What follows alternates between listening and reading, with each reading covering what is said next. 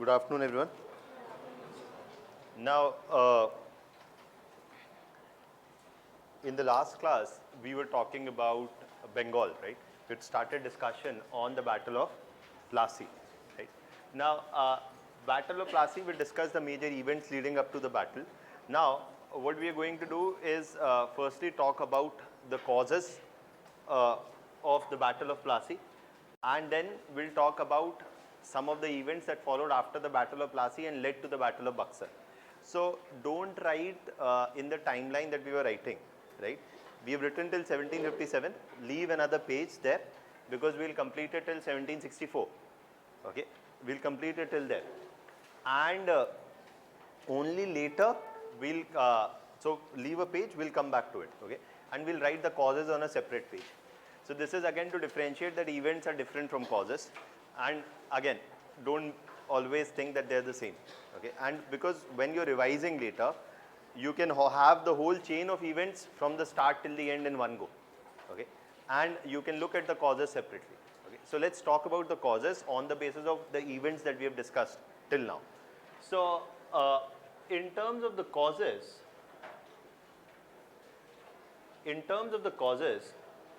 you should firstly know that we talk in terms of causes in most of the cases, to the extent possible, we talk in terms of political and economic causes, okay? And yes, even here we can talk in that sense. But also, so for example, when we talk about the interests of the Jagat Seth brothers, that they felt that their economic interests would be hampered, that is what? An economic cause. Or we talk about the political cause, is the emergence of the succession dispute after the death of Ali Vardi Khan, right? So we talked about that how after the death of Ali Vardi Khan between Ghasiti Begum and Siraj-ud-Daulah, there is a political dispute, succession dispute which emerges. So that is also, all of this story is beginning only after the death of Ali Vardi Khan. So as long as there is a strong central ruler, there is no such political dispute which allow the British to try and increase their influence, or the Jagat Seth brothers giving ideas to Jagat Seth brothers that they could increase their influence. So all of this is happening after the death of Ali Vardi Khan and the emergence of the succession dispute. So that is a political cause, right? Another political cause is also the friction between Jagat Seth brothers and Siraj-ud-Daulah, as the young Nawab was more assertive in his approach than what the Jagat Seth brothers were comfortable with, right? So that is also a political cause. In economic cause, we can say that one economic cause is the threat that the Jagat Seth brothers perceived to their economic interests. The other economic cause is also what? Is the Anglo-French rivalry, as both wanted a trading monopoly in the region, because if they had the trading monopoly, they would have greater economic profits, right? If the British were only the traders, then there would be no competition from the French, and they would be able to capture the market better. Similarly for the French. So there is the economic interest or the economic cause is also the rivalry between whom? Between the British and the French. So that aspect is also there, right? So in this context, what you particularly see, that you can write like this also, political and economic causes, and it is ultimately the same, or you can write directly other causes, directly as we are going to discuss. So in my sense here, it's better that if you write only in terms of the causes that we are discussing. Later we can group them up in political and economic causes, okay? So in terms of causes, we say the first major cause is the lack of, or one could say the absence of, a strong central ruler after the death of Ali Vardi Khan,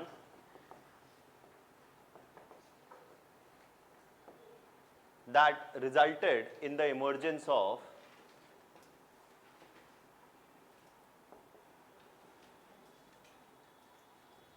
succession dispute, right? This is one cause, and you can elaborate on this further with the whole things that we have written before in the events already, right? About Ghaziti Begum and Siraj-ud-Daulah, etc. Then another major cause for this whole issue emerging is the Anglo-French rivalry, not just in the economic domain, but also the imperial rivalry between the English and the French.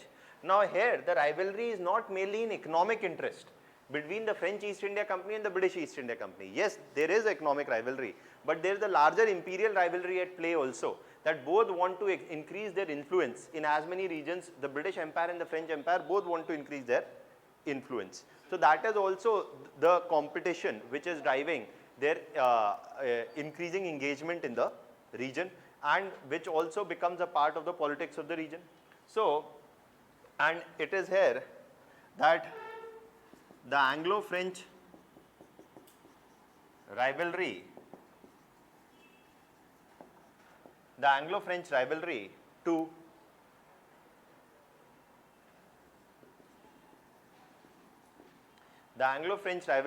to increase their imperial presence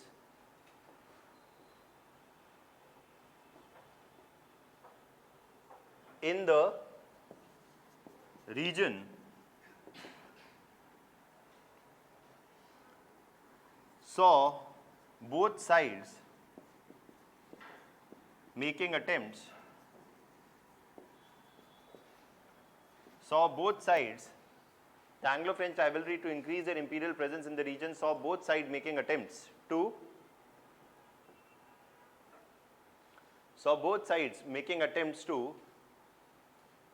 influence the domestic polity of Bengal to obtain trading monopolies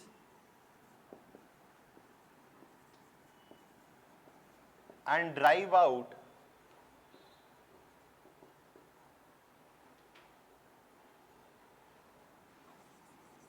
their European competition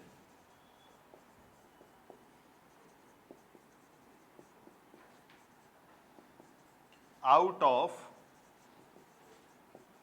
Bengal, right? So that is another cause. Apart from this,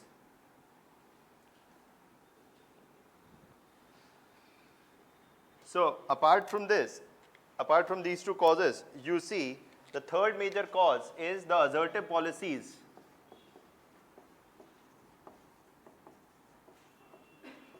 of the young Nawab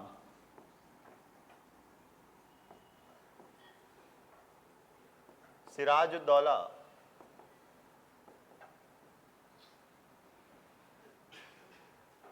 which threatened the hold of Jagat Seth,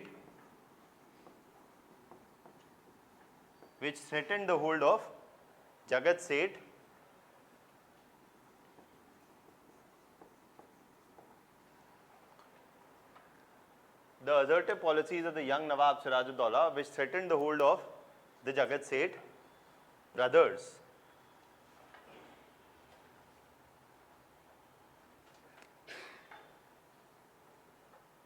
Over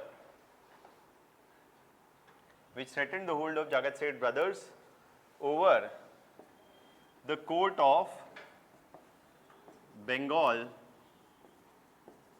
and its economic policies. And fourth is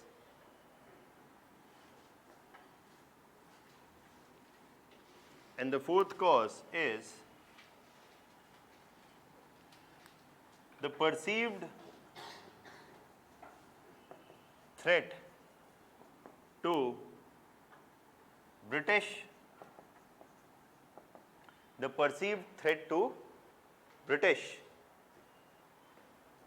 economic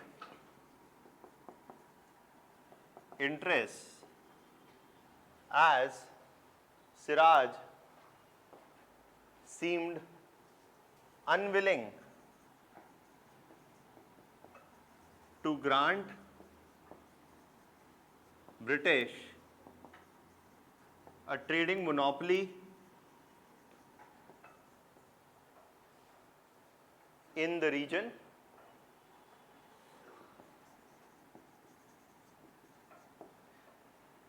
The next line that I am writing, I'll explain it later as we discuss Hyderabad after this. The British feared being outsmarted by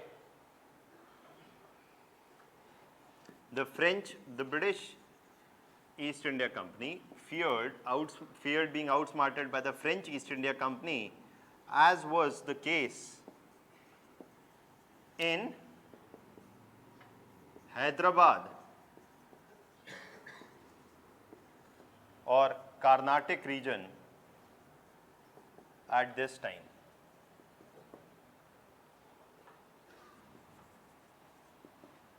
These are the causes. Clear? Now, these are the causes for the Battle of Plassey. Now, these are the causes for the Battle of Plassey. And when we'll talk about the Battle of Buxar, we'll add, see, I don't think so that they'll ask you in the mains examination separately the causes for Battle of Plassey or separately a question for Battle of Buxar. They will ask you a question like this, that discuss the factors which triggered a conflict between European powers and the state of Bengal and its implications for 18th century India. So, Battle of Plassey and Buxar, their causes are interrelated. These all are the causes of Battle of Plassey. What happens after this leads to the Battle of Buxar, and we'll talk about it. Okay. Now, let's first talk about the impact of Battle of Plassey. The impact of Battle of Plassey is that Mir Jafar is coming to the throne. Okay. And let's firstly complete the timeline that we were doing, then we'll come to the writing the impacts and everything later. Okay. So, we had written till 1757, right? Now, we'll take it forward from 1757 to 1764. Okay. Now, firstly, whenever you win a war and you impose a defeat on your opponent, you extract a cost for it. Okay. You extract a cost for it, and to that extent, and extracting a cost for it was something that the British East India Company also aimed to do. And that is why they resorted to something that was called, in 1757, they resorted to something that was called as the Plassey plunder. This you can add to the timeline that we were doing. Okay. That in 1757, the British resorted to what was called as the Plassey plunder. In the Plassey plunder, the British actually imposed huge financial costs on Bengal. They held the British held Bengal as responsible for initiating the war. They held, and since Bengal was defeated, they expected Bengal to pay a huge financial compensation for starting the war. Though the war did not last long, it was merely a surrender, but the British imposed huge financial costs on Bengal, and this is what is termed as the Plassey plunder. So, firstly, under the Plassey plunder, an immediate war indemnity or war compensation, it's one and the same thing. An immediate war indemnity of 2,75,000 pounds was to be paid by Bengal to the British East India Company. Okay. A war compensation of 2,75,000 was to be paid in 1757 immediately as a result of this defeat. Secondly, they said that over the next 4 years, from 1757 to 1760, over the next 4 years, the British East India Company demanded 22.5 million rupees as a war compensation. Okay. So, in the 22, that between 1757 to 1760, the British East India Company demanded that Bengal must pay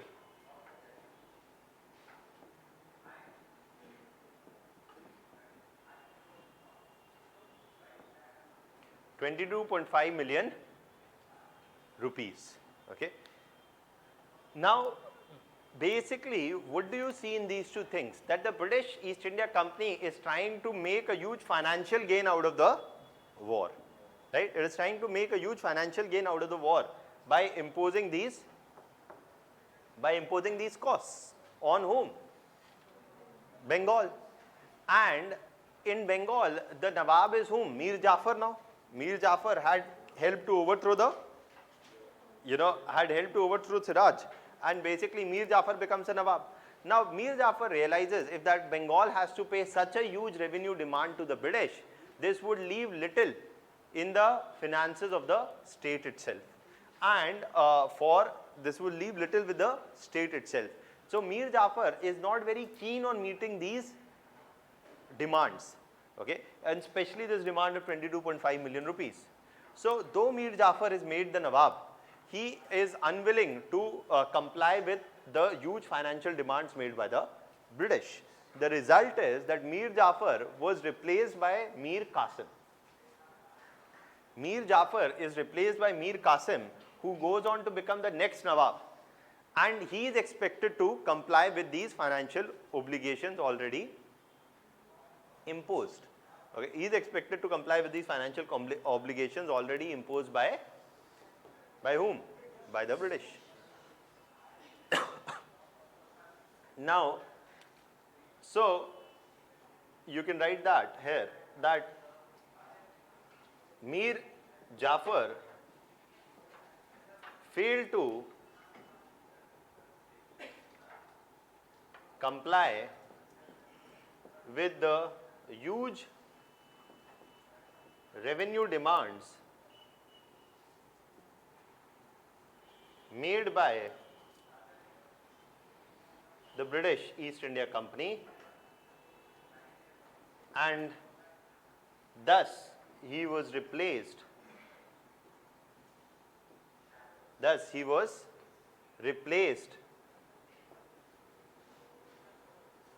by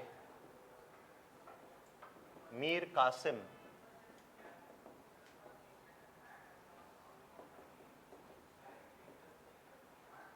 Thus he was replaced by Mir Qasim in 1760. Okay.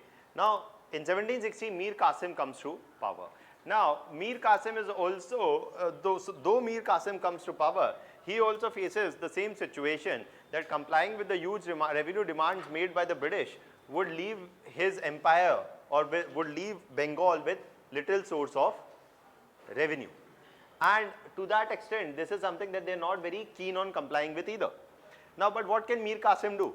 If Mir Qasim also refuses to comply, then this would do what? It would result probably in his overthrow as well, right? So Mir Qasim understands that there is not much scope of not complying with British demands, and not complying with British demand will have its consequences. So the solution to this, he argues, is that we should do something. We should overthrow the British presence in the region, or we should remove the British presence from Bengal.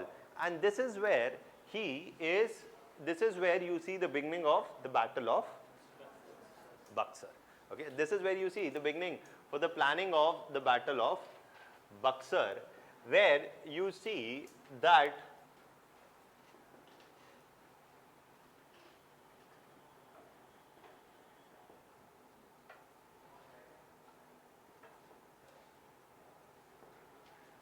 in Awadh, in Bengal and in Delhi. Basically, Bengal was the one where the British already had the trading monopoly. Now, and the British had the trading monopoly, and the British had imposed huge financial costs on Bengal. Who was watching this closely? Awadh. If in Bengal the British had established a presence, it was quite much expected that Awadh was also a prosperous Mughal province, given that it was in the northern plains and the plains of Ganga. Awadh was also a prosperous Mughal province. It was quite much expected. Expected by Awadh that if in Bengal they wanted trading monopoly, they would seek trading monopoly in Awadh also. And trying to seek trading monopoly in Awadh, they will also try to influence the domestic politics of Awadh to increase their influence in the region. Okay. That was the realization within Awadh also, that what had happened in Bengal can happen any day in Awadh as well, whenever the situation is right. So, in that context, Awadh at this point of time is ruled by the brother of Siraj, cousin brother of Siraj, and that is Shuja-ud-Dawla. In Delhi, it was, I mean, these names are not that important, Shah Alam II.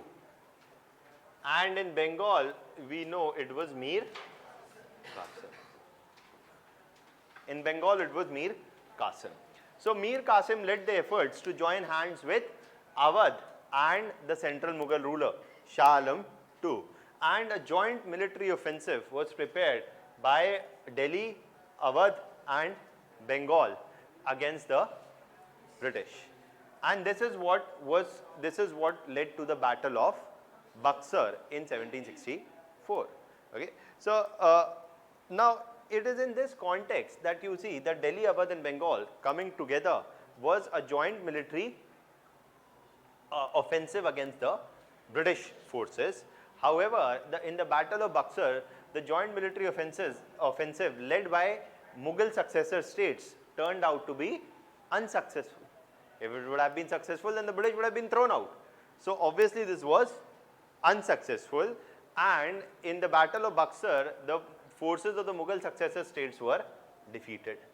But now will come the question, sir, how is it possible that the British East India Company, a private trading company, can go ahead and defeat the combined forces of Awadh and Bengal together, right? And the involvement of the central Mughal ruler is also there, but it is largely ceremonial in nature, because the largest fighting units were contributed by Awadh and Bengal. So, what can explain the defeat of successor Mughal states to the British even when they are joining hands? The answer for this comes from that firstly, these successor Mughal states are not fighting the British East India Company, they are fighting the British Army. They are fighting the British Army. Now, the British Army had come into India not to fight Bengal and Awadh. The British Army had actually come into India at this time in Hyderabad, and in Hyderabad, the British Army had come to fight the French Army. See, wherever the French East India Company was a government-owned trading company, remember I told you, right? The French East India Company was a government-owned trading company. Wherever the company went, it was accompanied by the forces of the French Empire. And we will see when we will discuss Hyderabad that the British East India Company was not accompanied. Okay, the British East India Company was not accompanied by the British forces, it was a private trading company. But when the French started attacking the British trading positions in Hyderabad, the British East India Company now appealed to their government in Britain to send in additional troops. And that is when the British troops came into India, primarily firstly in the Hyderabad region, to tackle the French. But as they came here to defend British economic interests in Hyderabad, they were also deployed in Bengal, in the Battle of Plassey also and in the Battle of Buxar also.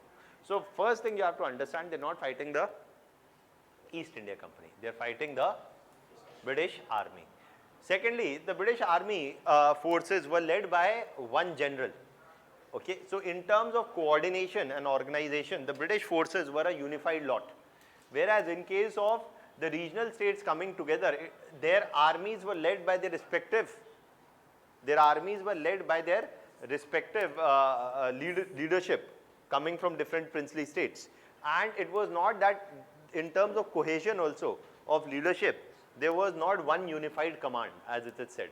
In the British, there was a unified command, whereas here there was not a unified command.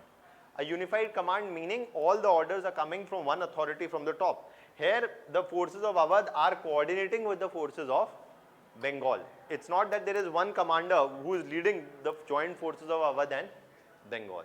So even in terms of coordination, the British forces were superior. And finally also, as I told you, in terms of technology, right, that there is no major technological modernization introduced since the time of Aurangzeb. So whether it is in technological modernization, whether it is in terms of efficiently coordinating a response, or it is in terms of tackling the British army, the Indian states fell short. And this is the reason why they were defeated in the Battle of Buxar at the hands of the British army. Now, as they get defeated in the Battle of Buxar, you see that in 1764 this is followed by the Treaty of Allahabad, right? Now, in the Treaty of Allahabad, which happened at this point of time, from your prelims point of view, it is important to note. From your prelims point of view, it is important to note what? It is important to note what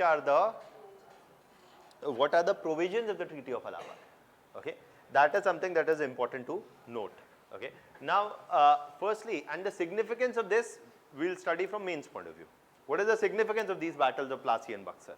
So, firstly, as a result of the Treaty of Allahabad, the first thing that they do is, देखिए यहाँ पे they impose a war compensation on Bengal. So now they will impose a war compensation on Awadh, right? Awadh was to pay a war compensation of 5 million rupees. 5 million rupees was the immediate war compensation that Awadh was expected to pay. Okay. Secondly, they have trading monopoly in Bengal. They already have trading monopoly, and this is something that we'll write here, Abhi. They already had trading monopoly in Bengal. They got the trading monopoly rights in Bengal with the Plassey plunder. Okay, they getting इसी के चक्कर में तो पूरा बवाल हुआ है. Right? All the conflict is starting with the issue of trading monopoly. Right? So they are getting the trading monopoly in Bengal with the Plassey plunder. Now they will say that we want trading monopoly in where? Awadh. क्योंकि Bengal में तो they already have. So okay, from Awadh they've got trading monopoly. From Awadh they've got a war compensation. But Bengal is also involved in the war. In fact, Bengal is the key instigator of the war. So Bengal also will have to pay an additional price. What is that price?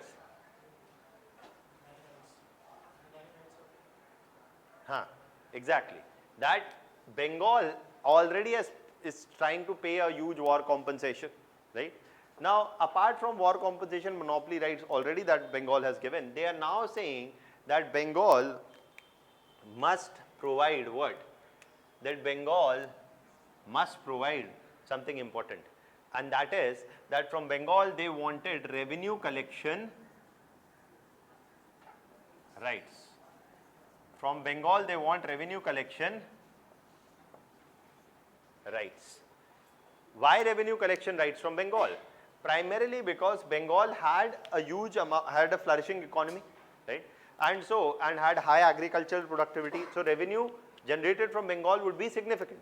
So they demanded Diwani rights from Bengal, meaning that a portion of the revenue collected from Bengal would be going to the British East India Company. Now war compensation will come once, but once you get revenue collecting rights, it will become a permanent source of revenue, right? So the East India Company is coming as a private trading company, but now is moving in the direction of becoming what? Of becoming an organization which is not behaving merely as a trading group, but is also developing long-term economic stakes in the region, okay, and is behaving not merely as a trading groups with getting Diwani rights. They are having a interest in the administration of the region also, okay, but they are only taking an interest in the revenue administration to begin with. So as they get the Diwani rights, in Bengal, we say that the Treaty of Allahabad, with the Treaty of Allahabad, there is a dual system of administration which begins in Bengal. Under this dual system of administration, the rule still happened in the name of the Nawab. The day-to-day administrative aspects were also looked over by the Nawab and the rulers and the native rulers of Bengal. However, in terms of revenue collection, the East India Company was to have a significant say. So this is a dual system of administration that comes after the Treaty of Allahabad. So that is why we say that with the Battle of Plassey and Buxar, the British started establishing their indirect rule in Bengal. But आप पूछेंगे कि sir, why indirect rule? If they have defeated Bengal, then why should they settle only for indirect rule? Language, people will revolt. Dil mange more. Why not dil mange more? Why only settle for indirect rule? The major reason is that the East India Company is a private trading company. Why should it take over the administration of the state and the responsibilities when come with it when you are already getting the money? आप सोच नहीं रहे हैं company की तरह. Why should I take up the additional burden of administration if I am already getting what one will get after administration?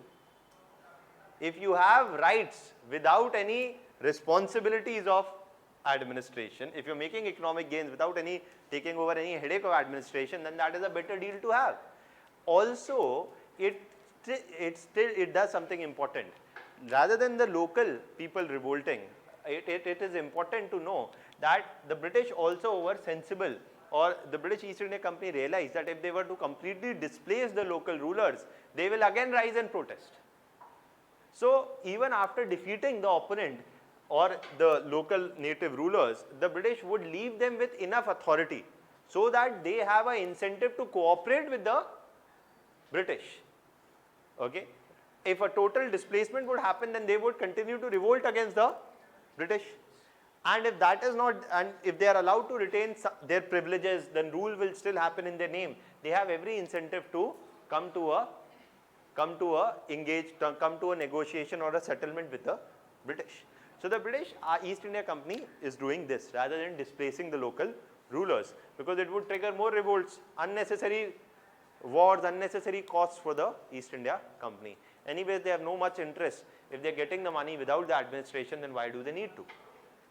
So that is something, how they establish their presence in the region.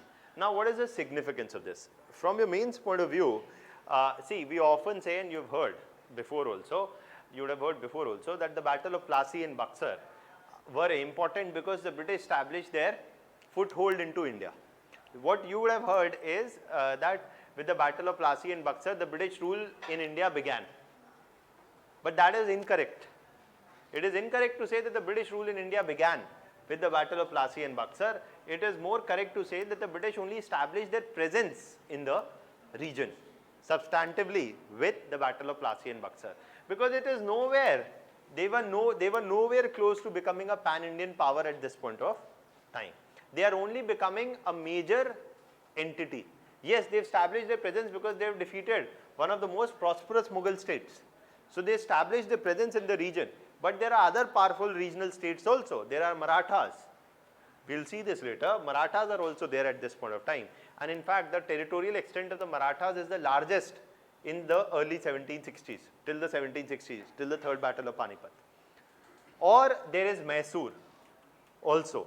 So there are powerful regional states like Mysore, like Marathas, which were also significant players. So it is not clear that the British are going to rule India in either 1757 or 1764. It is not clear. But what becomes clear is that they are a major player. But only now that we have a benefit of hindsight, we say that with Battle of Plassey or Battle of Buxar, the British rule in India began. It is nowhere clear. Yes, what began was partly British indirect rule only in portions of Bengal. That is it. Okay. That is what is the significance of the Battle of Plassey and Buxar. Okay. Anything on one more significance, on one or two more points about significance that you must know is that from Battle of Plassey and Buxar, what are they getting? A substantial financial benefit, right? And the East India Company's finances received a huge benefit from the Battle of Plassey and Buxar. And the finances received from here were partly used to compensate for what? The cost of wars that the East India Company was to fight. The cost of wars, देखिए East India Company was fighting wars, I told you, in Hyderabad also. See, East India Company meaning East India Company is involved in the wars in Hyderabad also.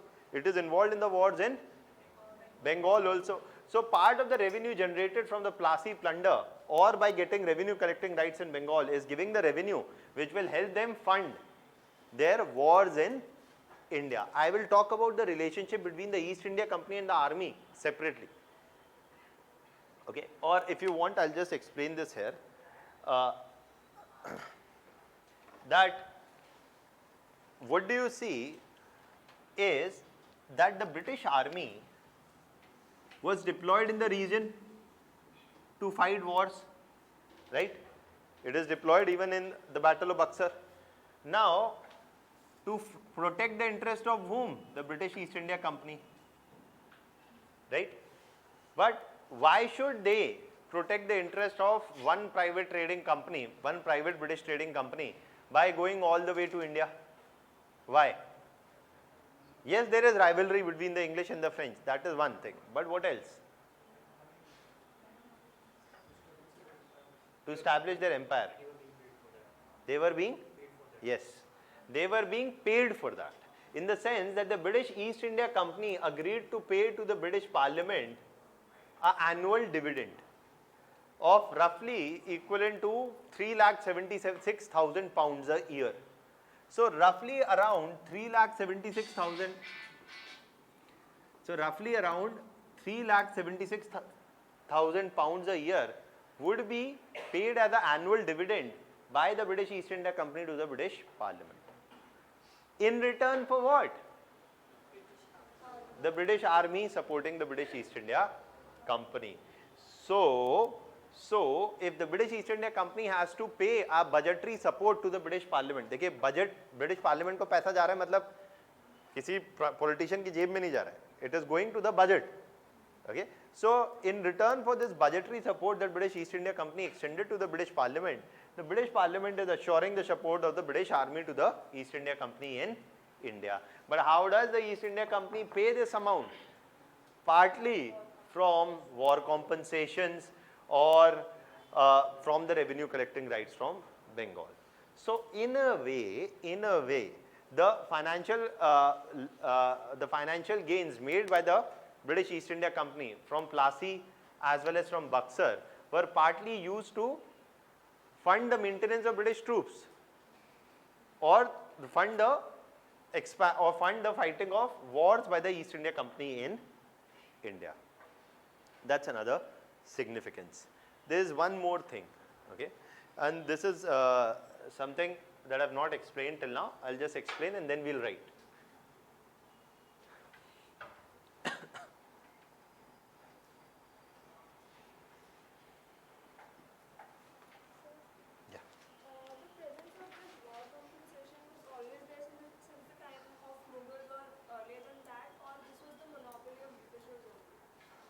The imposition of war compensation.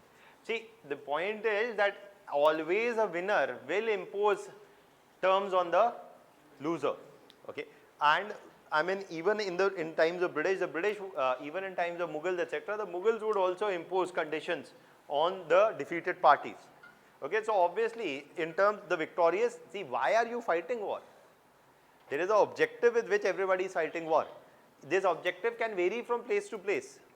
Now the East India Company is not seeking territorial concessions, right, because it does not wish to establish a direct rule at any point of time. So what it is seeking is financial gains. That is why it is imposing these conditions. The Mughals sought to impose or take territorial gains. We will see Marathas, they also sought financial gains. So every winner in a war would try to seek gains according to their own interest. Okay. So here they are seeking financial gains. Marathas, for example, sought financial gains. The Mughals sought more territorial gains. So that depended on the approach of each of these ruling parties. That is there. And we will discuss, for example, when we discuss Marathas, you will see that. Now, one of the things also as an impact that we not talked about here and we can talk about is a shift in the nature of trade that happens as a result of Buxar. Okay, a shift in the nature of trade between the East India Company and Indian traders. ये point मैं इसलिए भी बता रहा हूँ क्योंकि ऐसा भी आपको प्रीलिम्स में वो क्वेश्चन भी देख सकते हैं कि with respect to the battle of Buxar which of the following statements are true, that there was a shift in the nature of trade. Now what do you mean by this? Basically, see, I told you Indian traders were selling goods to the East India Company, which was selling it goods in Europe. Now there's something that I did not tell you, and this is something which is pretty obvious, is that there is something that's called the balance of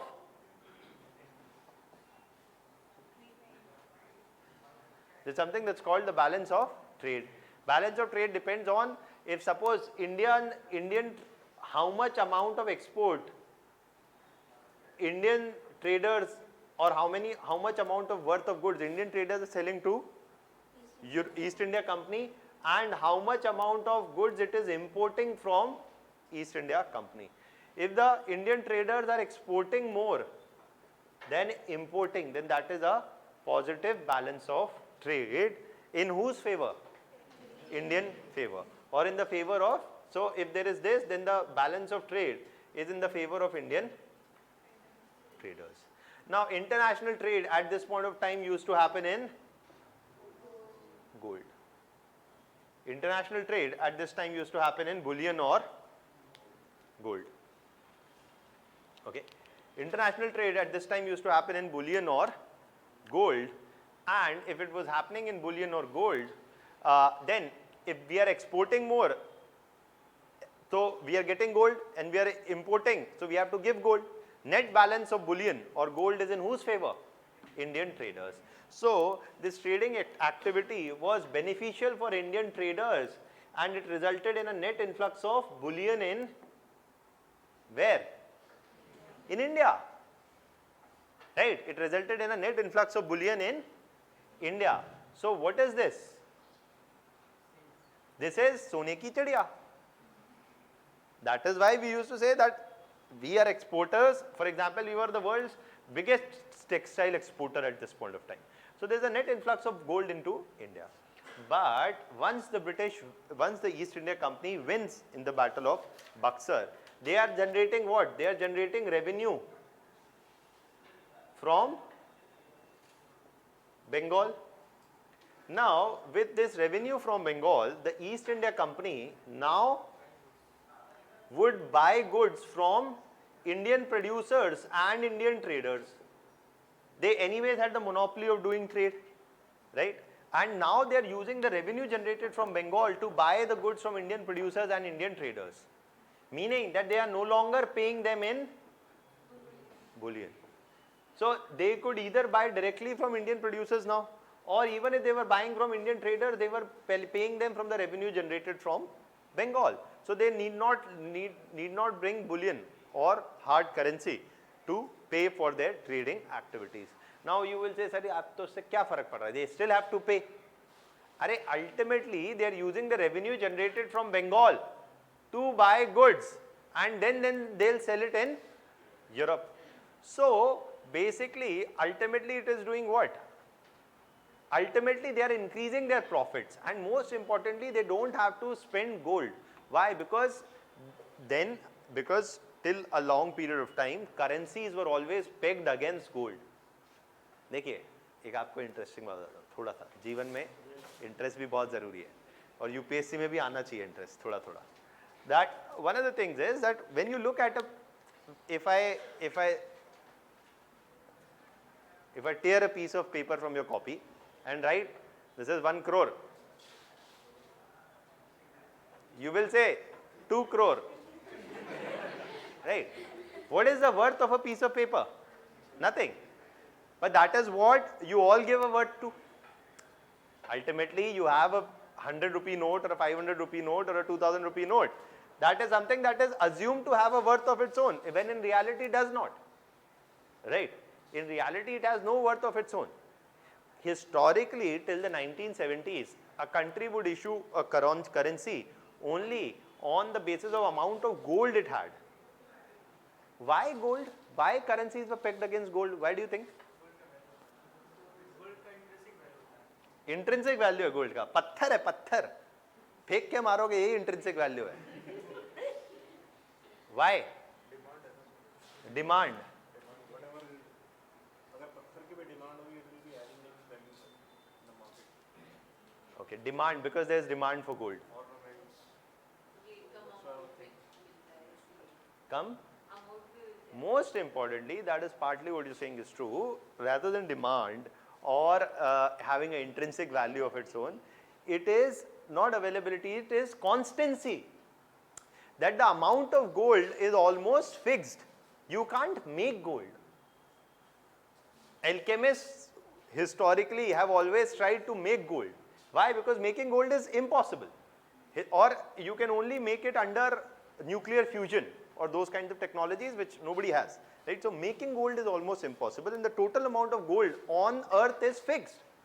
So if something is fixed, meaning you can't add something to it or somebody can't take out something to it. So gold becomes one of those things which, apart from looking attractive, I mean, if golden can look attractive, anything can look attractive is my viewpoint anyways.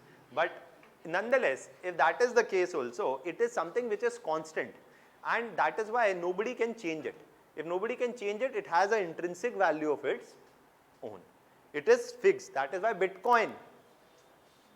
Why is Bitcoin a currency? Is because you can't make a Bitcoin of your own. It has to be the next prime number.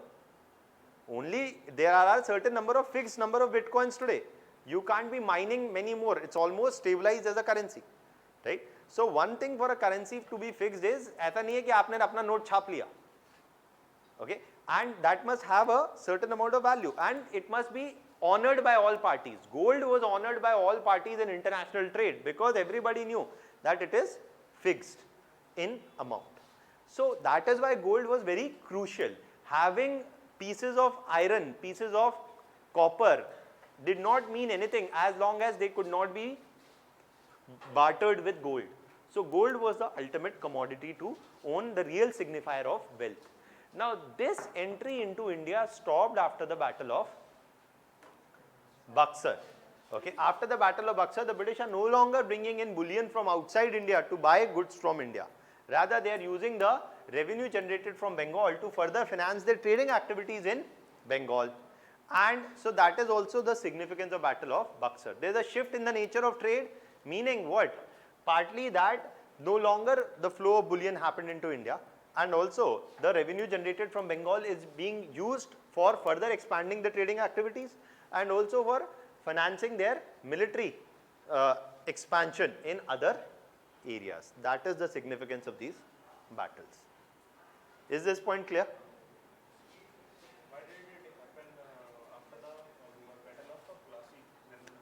Why did it not happen after the Battle of Plassey? Because in the Battle of Plassey, they are not getting the revenue from Bengal. So it is not. Diwani rights from at the time of Battle of Plassey also. See, yes, I'll tell you this also. If you're asking, so I'm telling, it's not required at your examination level. It's okay to know also. For example, Farrukh Siyar had granted certain minting rights, certain coin minting rights to the East India Company. But this was later revoked by Muhammad Shah, and more importantly, Muhammad Shah also did not revoke it. He was also in favor of continuing it. But Murshid Quli rejected granting them any coin minting rights. Though Farrukh Siyar had granted them, and Muhammad Shah had also talked about continuing them, but Murshid Quli refused to obey them. And that is why this was never effectively that they were getting any revenue rights. It is only after Buxar that they are actually getting revenue collection rights from Bengal. It is the same thing like we call it as a dastak. Dastak is different thing. Dastak is the private trading rights. Dastaks were, देखिए क्या है, अभी East India just because you're asking, so I'm telling. Exam में, I don't think so anybody is going to ask you, but misuse of dastaks also is often cited as a reason for these wars breaking out. What was dastak? Dastak was private trading right. East India Company would come and it would get trading rights, or for the trade that they would do, their trade would be taxed. Okay, but in addition to, so East India Company officials would come to do trade, but they would say कि अगर हम East India के company के लिए खरीद रहे हैं तो अपने लिए भी खरीद लेते हैं, हम individually भी trade कर लेंगे. So if we are buying on behalf of East India Company 1000 tons, 5 tons we will buy on our behalf only, take it in the same ship and sell it privately in Europe. So this was private trade. So, but the East India Company had to pay taxes on the trade that it was doing. But a large number of these East India Company officials were indulging in this parallel trade. That was almost corruption, and it was leading to a loss of revenue for the local rulers in India also. So they decided to crack down on this, and only to selective individuals tax-free trading rights were extended. These were called as dastaks. Okay. So dastaks is a different thing. This is a different thing. Is that clear? Anything else? Anything more you want to ask? You can think of it, ask later also. Yeah. Sir, it is sometimes said that Battle of Plassey was not actually. It is not. It is the siege of Arcot. रुक जाइए ना, अभी आए तो वहाँ हैदराबाद पे जब आएंगे, it is often sometimes argued, he is saying, and it is rightly said, that it is often sometimes argued that it is not the Battle of Plassey with which the British established their presence in India. It was perhaps in Hyderabad in 1751 in the siege of Arcot, okay, that they actually established their presence. तो वो पहले जब हम हैदराबाद आएंगे तो वहाँ मैं बताऊँगा ये बात. My question is a bit different, sir. हाँ. I was asking that it is sometimes said that the Battle of Plassey was not actually a battle. It is. It was a conspiracy or something. तो हमने बात तो करी ली ना कि the Battle of Plassey is not actually a battle, it is merely a skirmish. It is basically a military coup, because ultimately there is no fighting which is happening. His army of Siraj is itself disobeying his orders. An army of Siraj is disobeying his orders. There is a military coup. There is no actual bloodletting. There is no actual fighting which is happening in the Battle of Plassey. Here in the Battle of Buxar, like the Wazir or like Nawab is fighting. The Britishers are fighting with the Shah Alam, like the Mughal emperor. So can we say that it was like a British got the hold on the territory of the India officially? It's not. So, for example, it is nothing like this, that you're right in thinking if they're fighting the central Mughal ruler, Shah Alam II, and Shah Alam II is getting defeated, then isn't it that the British have defeated the Mughals in India? See, the problem with this assumption, firstly, what happened to Shah Alam II after this? Shah Alam II is taken into a house arrest for 2 months and he is later released. And Shah Alam II is replaced, he is forced to retire and he is replaced by the next Mughal ruler. Okay. It does not mean that Mughal rule ended. Nominal Mughal rule continued for another 100 years, till 1857, till Bahadur Shah Zafar. Okay. So that is something that does not end here. Okay. And the British also, so they are defeating the central Mughal ruler, but that does not mean defeating the Mughal Empire in India, because I already told you that the Mughal Empire is itself becoming redundant in the sense that power is passing on to the autonomous provinces of Bengal and Hyderabad or Awadh. So it is better to argue which areas of the Mughal Empire, erstwhile Mughal Empire, are getting subdued, rather than saying that just because the central Mughal ruler is getting defeated, the Mughal Empire is defeated, because the Mughal Empire already has given birth to successor states much before this has happened. Clear? Okay. Now let's write this much, and that brings us to the end of Bengal. We start with Hyderabad after this.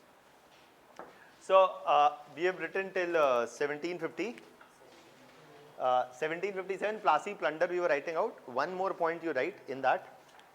Point number C is that देखिए prelims में they can give you a question like this, that with respect to Battle of Buxar, which of the following statements are true? That after the battle, the British granted trading monopoly rights to the East India Company was granted trading monopoly rights in Bengal and Awadh. Okay. Or the revenue collecting rights from Bengal were granted. Okay. Or one more statement, and they'll ask you which of these statements are true. 1, 2, 1, 2, 3. So revenue collecting rights for Awadh was granted after which battle? Battle of Plassey or Buxar? None. None भी एक चीज है जीवन में, है ना? Revenue collecting rights from Awadh are not granted anywhere. मैंने कहीं बोला ही नहीं. It is only for Bengal. That is granted after Buxar. Okay so इसीलिए स्टेटमेंट्स को थोड़ा सा ध्यान से भी पढ़ना होता है. ऐसे नहीं कि आधा स्टेटमेंट सही है तो पूरा ऑटोमेटिकली सही हो जाएगा. So just keep that in mind. And when I say previous years papers, do not get into this habit of doing 10 years, 15 years, 20 years, 25 years. जब से चालू हुआ तभी से चालू हो जाइए ना, इतने पे भी क्यों रुक रहे? बस 5 साल. The last 5 years or 6 years since the pattern has changed, and आप उसमें भी देखेंगे कि pattern keeps changing. So all I'm trying to say is that don't go beyond last 4 or 5 years, not required. Either in prelims nor in mains. 5 years papers are more than enough. बस उतना ही देखिए. Okay? Because unnecessary you will keep digging in the past, you will get more and more factual questions. Till 2010 in history they used to ask more factual questions. Now after 2012-13 they've been asking more conceptual questions rather than very strictly factual questions, or especially not dates and all. They're not asking any dates. Even if they're asking factual question, they're not asking dates. Okay? So that is why I'm saying अगर आपने previous year के questions देखने, just look at the past 4 or 5 years. That's it. Now, so point number C there, just write the trading monopoly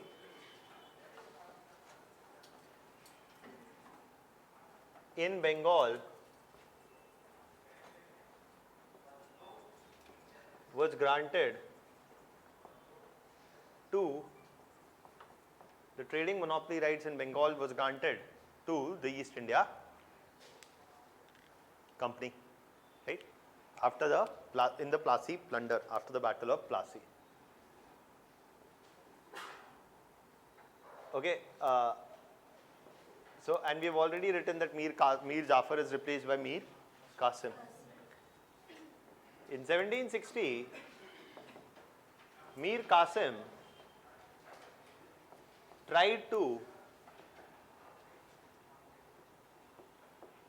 cobble up a joint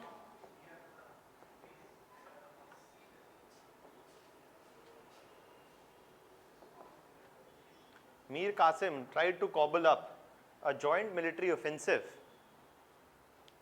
against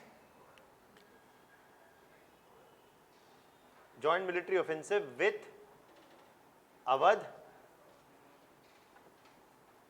Shujauddaulah and the central Mughal ruler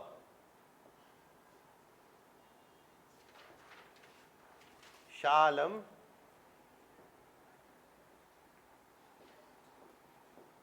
II, and the central Mughal ruler Shah Alam II.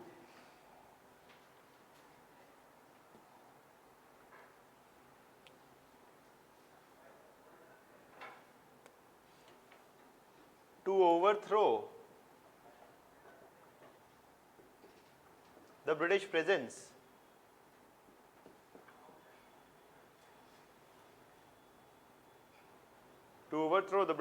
from the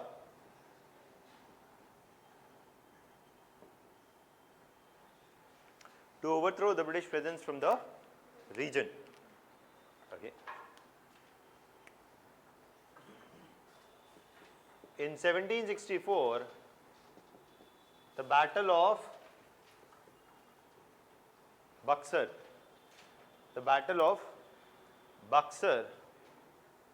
was triggered,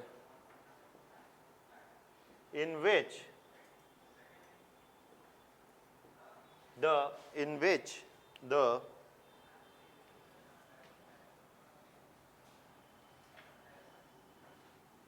joint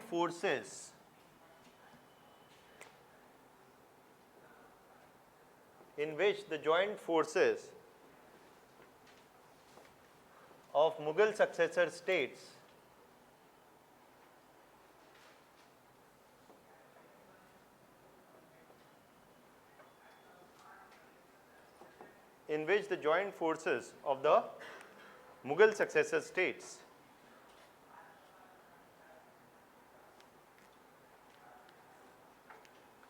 in which the joint forces of the Mughal successor states were defeated by the East India Company, or in bracket the British forces.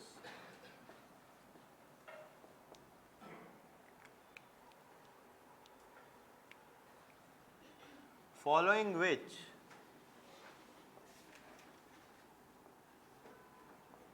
in 1765 you see is the Treaty of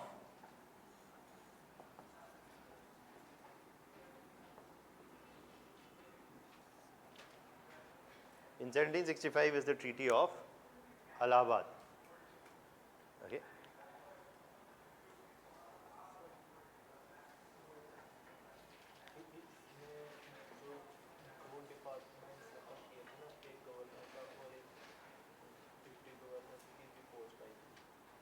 See, ultimately Diwani rights are granted.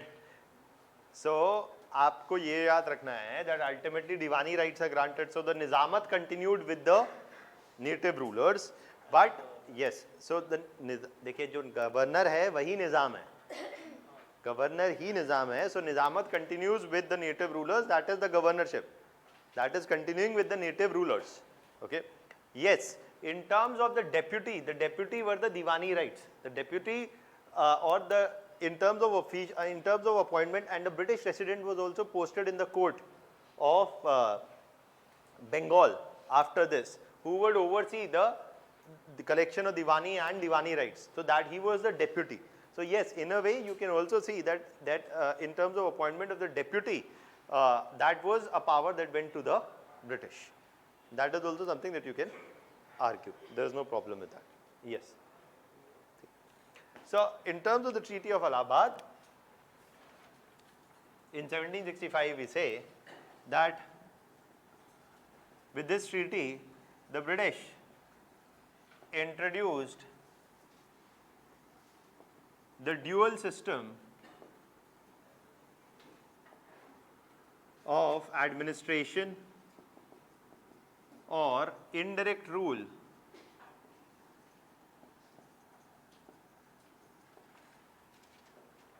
the British introduced the dual system of administration or indirect rule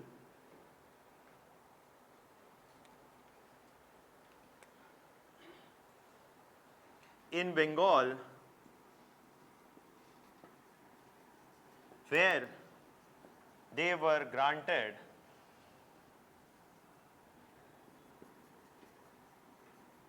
revenue collecting rights or Diwani rights.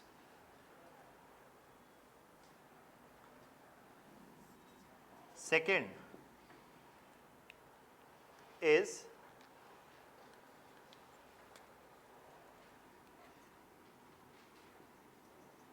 trading monopoly in Awadh region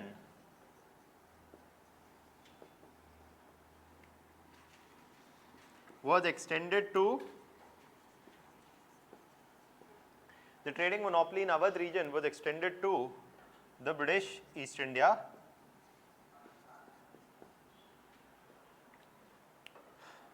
Company.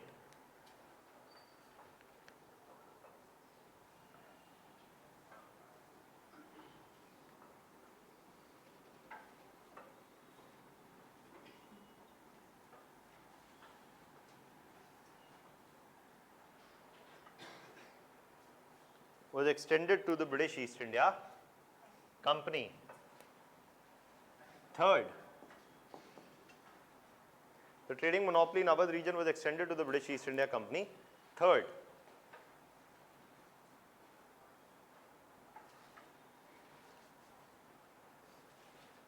was, apart from the trading monopoly, the third thing that they're getting is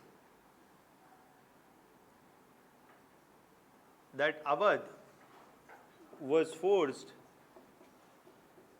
to pay a war compensation of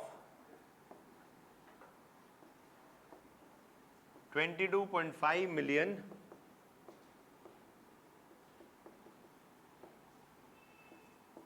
rupees in Awadh was forced to pay a war compensation of 22.5 million rupees in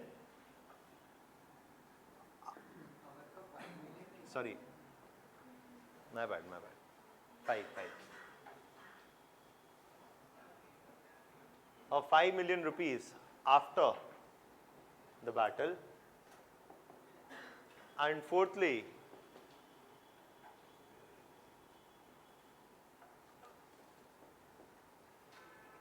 the nature of trade shifted after the Battle of Buxar, as the East India Company used the revenue generated from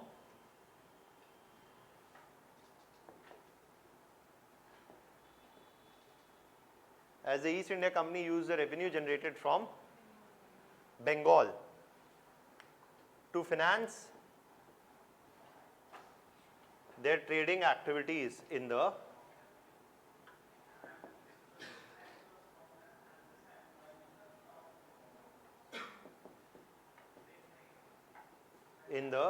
region. Thus, the influx of bullion stopped hereafter.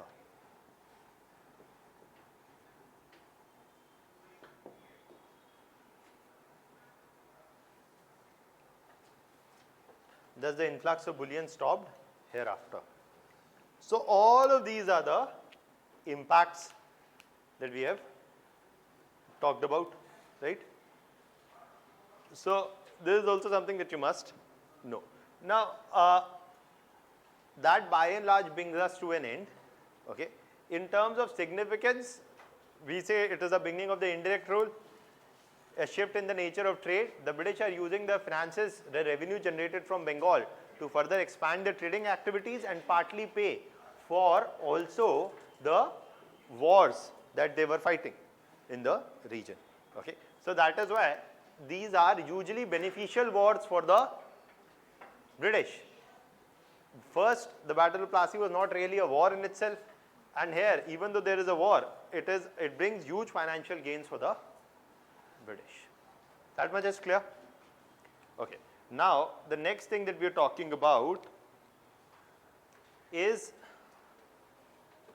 that we are talking about what? Hyderabad. Okay. Now, the next thing that we are going to talk about is we will talk about Hyderabad. Just give me a minute.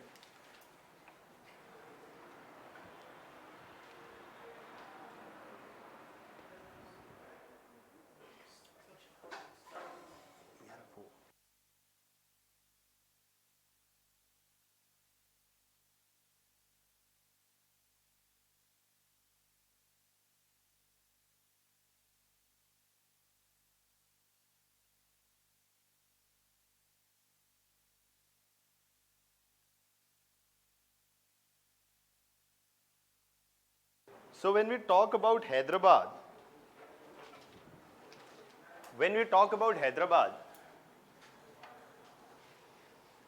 देखिए history को interesting बनाने के लिए एक और चीज़ का use किया जाता है videos. We will probably watch some relevant exam based videos probably from the next class onwards when we have covered some portion, and we'll also talk about answer writing in a while. Now, firstly, starting from Hyderabad, what is important to know in Hyderabad, there is a very good possibility of a question coming in your mains examination. Okay. Why? Because Hyderabad was one of those regions in which there was a bitter standoff between the English and the French. And it is because many historians argue that it is because the English defeated the French in Hyderabad. That is why, as the French were driven out of the region, that India became a British colony and not a French one. Okay. So, that is also something that you must, that is why this region is very important and significant. That if the British were to be defeated in Hyderabad and the French were to consolidate their hold, then probably the history of this region would have looked very different. How different? I don't know, but it would have looked different. Okay.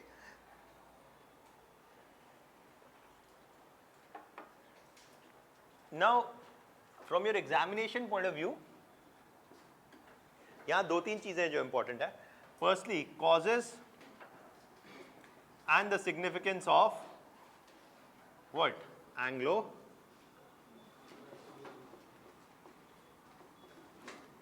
Carnatic wars. Now, what do we mean by Carnatic and all? I'll explain. Okay. Then,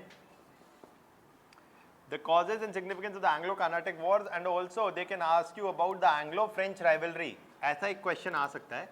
And what kind of a question can come from here? I'll tell you. This is the kind of expected question that they can give. That the English and the French rivalry played out in India or in the Indian subcontinent, to be more precise, in not just Hyderabad, but it also played out in Bengal, right? That rivalry was there in Bengal also, but it played out most acutely in Hyderabad. It was also there in Mysore. Okay, we'll see that also. So the Anglo-French rivalry was in many places in the Indian subcontinent. So they can ask you a question like this, that to what extent the Anglo-French rivalry in 18th century shaped the history of the Indian subcontinent. Okay, so that is a kind of a question, because that also links world history and Indian history together.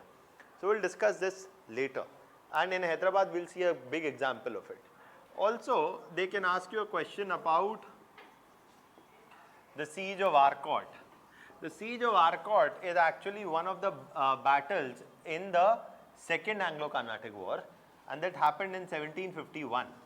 Now, siege of Arcot is considered pretty important, because many historians argue that it was in this battle that the British imposed a crushing defeat on French, after which the French started declining, and that is why more important than the Battle of Plassey is the Battle of Arcot or the siege of Arcot, and we'll talk about it in more detail. So ये दो तीन चीजें आपके लिए important है. Mostly the topic is important from mains point of view, not that much from prelims point of view. Okay. Now, so we'll talk about this. Now, firstly, to talk about Hyderabad as a region. देखिए,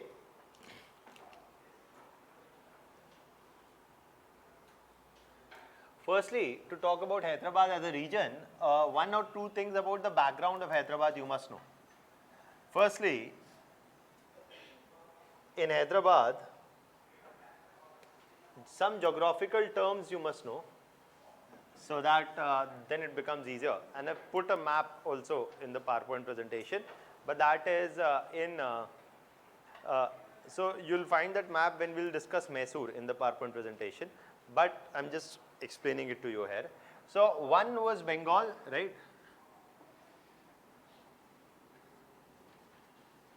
Right? One was Bengal, but below Bengal was Hyderabad, and below Hyderabad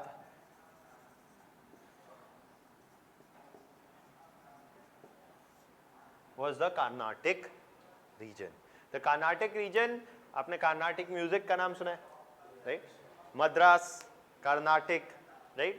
This is the Carnatic region, the coastal region of, what you understand today as Tamil Nadu. The coastal region of that is what is Hyderabad. Okay. Now, the coastal region of what is Tamil Nadu today is the Carnatic region that we talk about. Now, Hyderabad was under the Nawabship, and we'll talk about that, under the Nizamat of, we'll talk about it. Hyderabad, one of the coastal territories of Hyderabad, if let's not extending into Bengal, but one of the coastal territories of Hyderabad was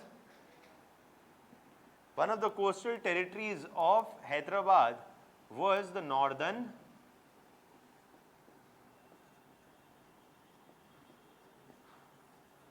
Sarkars. Okay. The northern Sarkars were one of the coastal territories of the Hyderabad state. This was also partly agriculturally a fertile region, because again the rivers coming here, making deltas, etc. Okay. So this was there because we will be using these terms. In Hyderabad this is happening, in Northern Sarkar this is happening, in Carnatic region this is happening. So you must know at least ye hai kahan paper pe, right? So that is there.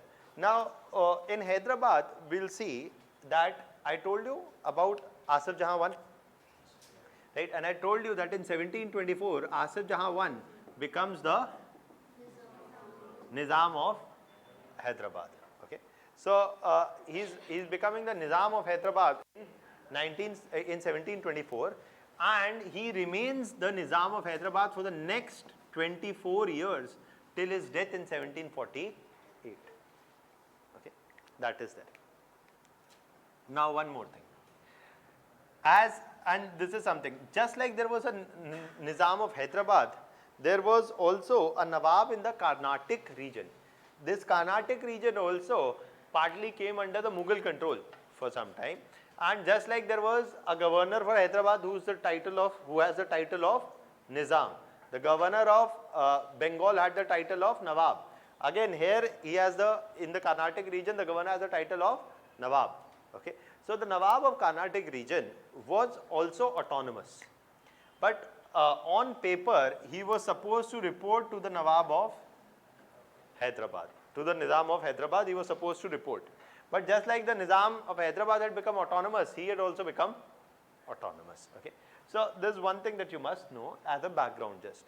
But apart from Hyderabad, one of the major challengers of Hyderabad in this region with whom they often had frequent disputes were two other states. Which are the two other states with which Hyderabad is going to have frequent disputes?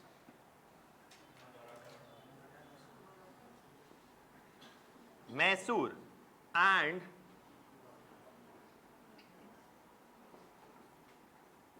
all three of them had competition amongst them for control of the Deccan region. Okay. This is also something that you must know as a background. Okay. So they had conflicts and competition amongst themselves for the control of the Deccan region. Okay. This point is clear. Now,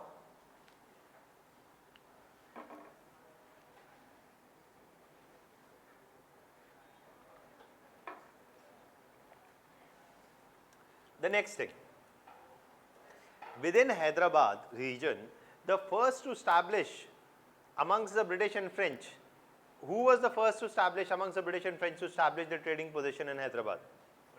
The French. The French were the first to establish their trading positions in the Hyderabad region and what you may know as Pondicherry, right? So, Pondicherry today, uske 3-4 parts hain, ye hai, wo hai. We are only talking about Pondicherry as the city and the villages around Pondicherry. They were granted to French, okay? They were granted to French and the villages around Pondicherry also they were granted to the French, okay? And the French were the predominant who had established their presence in this region before the British arrived in the Hyderabad region, okay? The British arrived later after the French had established their presence in the region, in this region. I am not saying overall in India, I am saying in Hyderabad region. Now, what is important here, so this is as a background you need to know. Now, another thing from the background that you need to know as we move forward is something about the Anglo-French rivalry.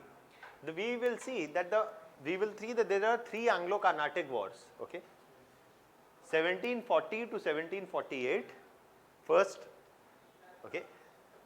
देखिए मैं भी बताता हूँ. There are 3 Anglo-Carnatic wars, 1740 to 48, then 1749 to 53, then 1754 to 1763, or in some books it's mentioned as 1757 to 1763. There are 3 wars.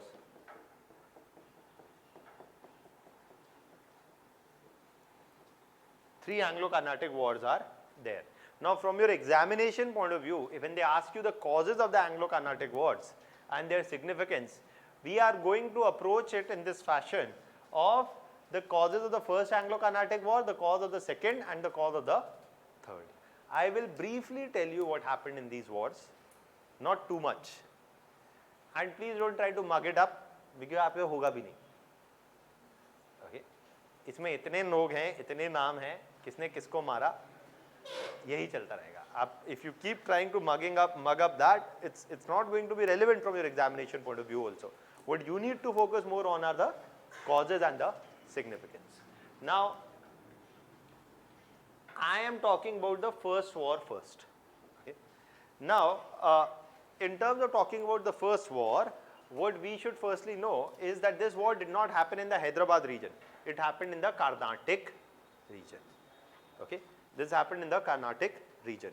Now, and this is happening from 1740 to 48. But before we understand what happened in the war, and to understand what triggered the war, one has to understand that the Anglo-French rivalry was happening in 3 different arenas at this point of time.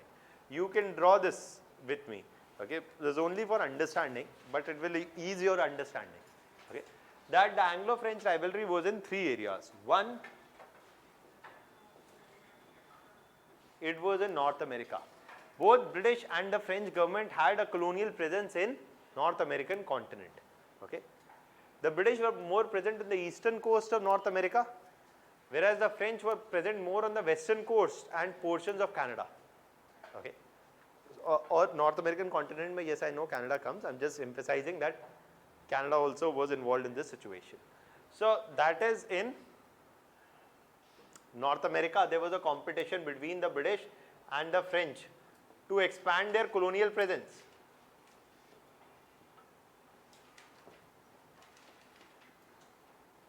There was also a competition in Europe,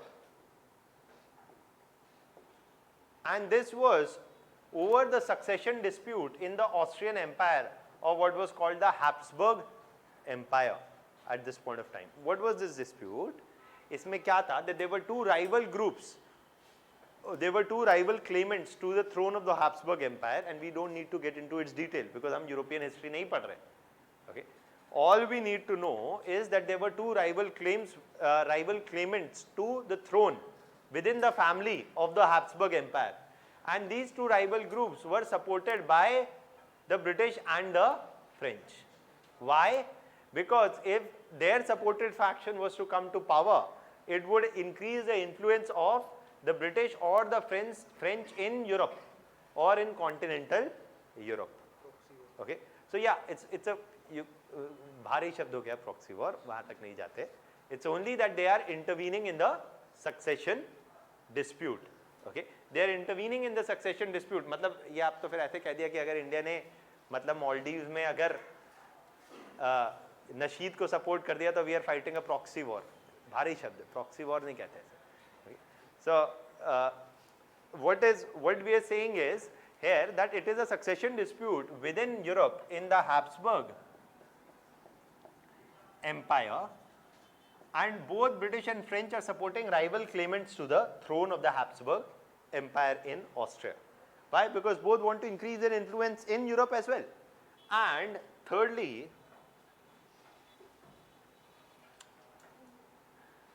no, I'll have to draw again. So thirdly, it is in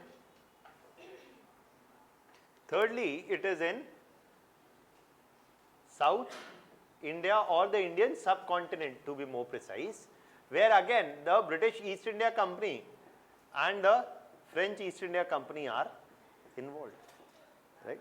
And this is all happening at the same time in 1740 to 1763.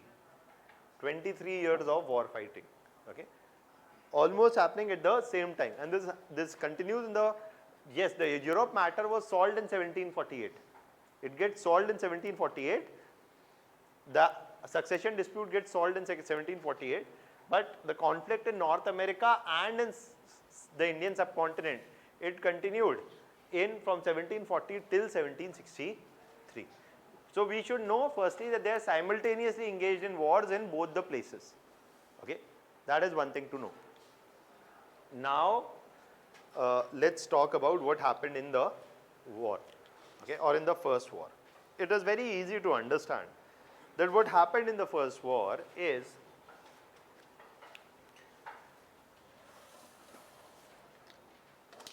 what happened in the first war is that in South India, the war broke out in the Carnatic region. In Carnatic region,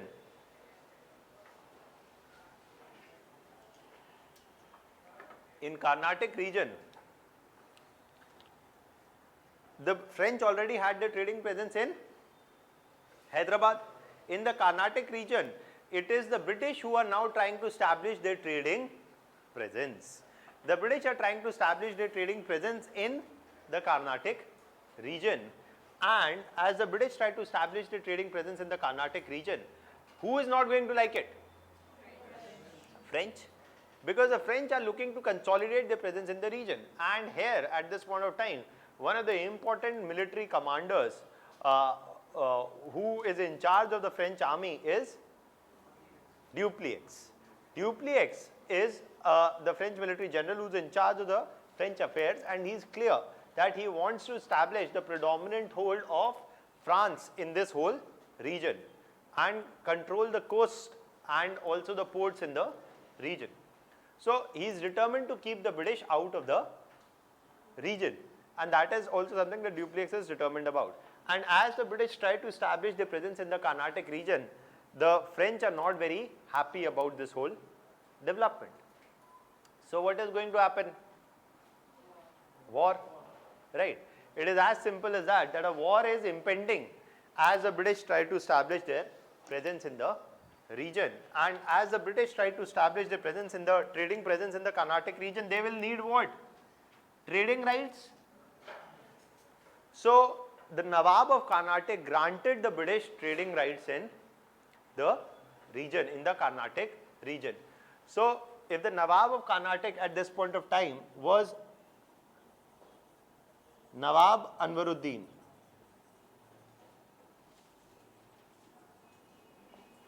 naam aap not that important to remember. Okay, Nawab Anwaruddin was the Nawab of Carnatic in this region.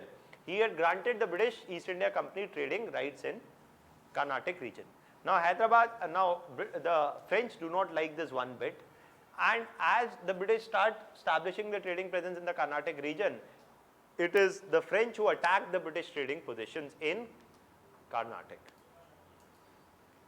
The French attacked the British trading positions in Carnatic region.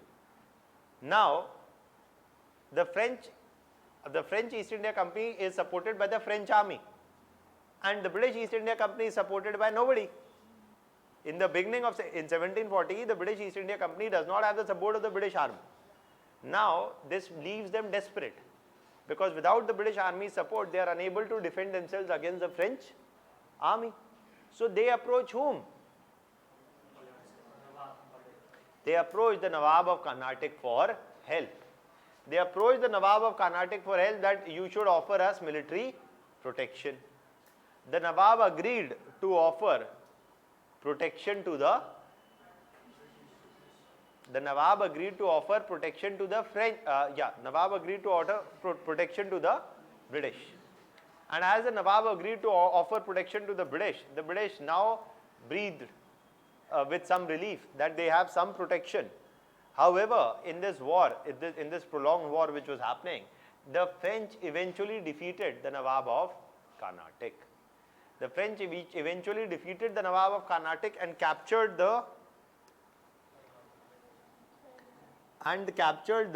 British trading positions in the Carnatic region. Then they say कि Anwaruddin हो गया तुम्हारा. So Dupleix says that the time for Anwaruddin is up, because he has rallied with the British. He seems more sympathetic towards the British than towards the French. It is time to drive out Anwaruddin from the region.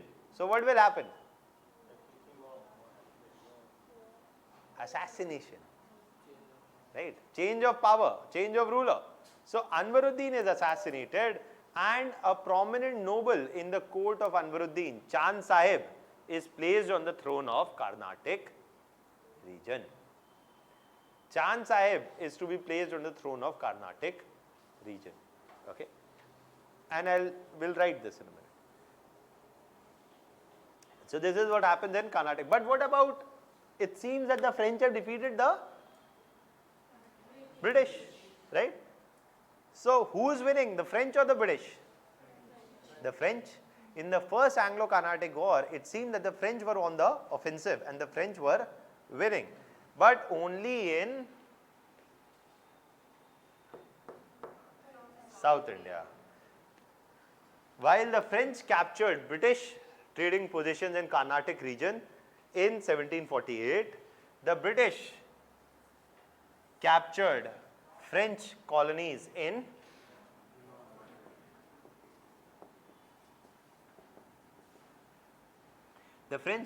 British colonies in North America. Yeah, the British captured French colonies in North America. So in the first war, it is the British who are winning. It is the British who are winning in North America, and it is the French who are winning in South India. So what are they going to do? They'll say, ab pyar mohabbat se मामला कर लेते हैं.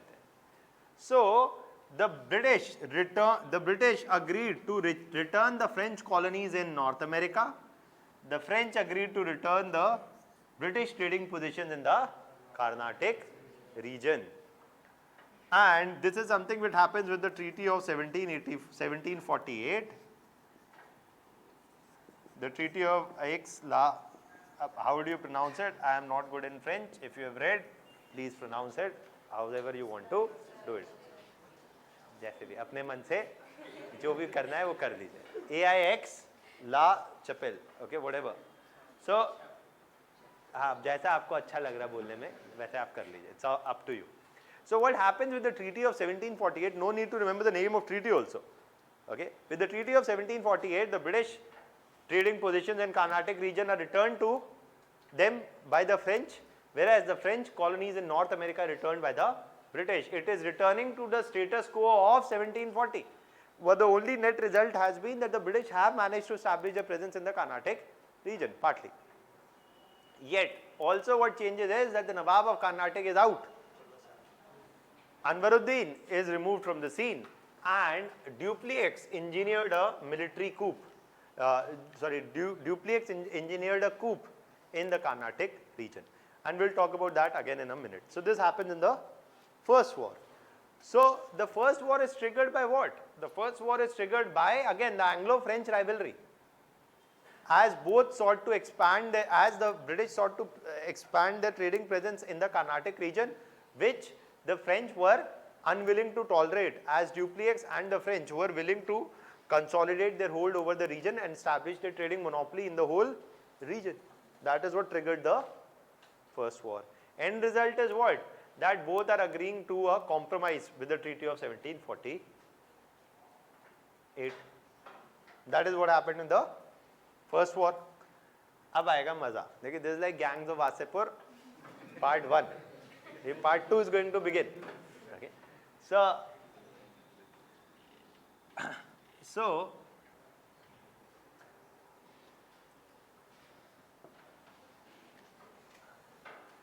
what happens after this is interesting, in the sense it is interesting as well as important, because in the first war in India, who is winning?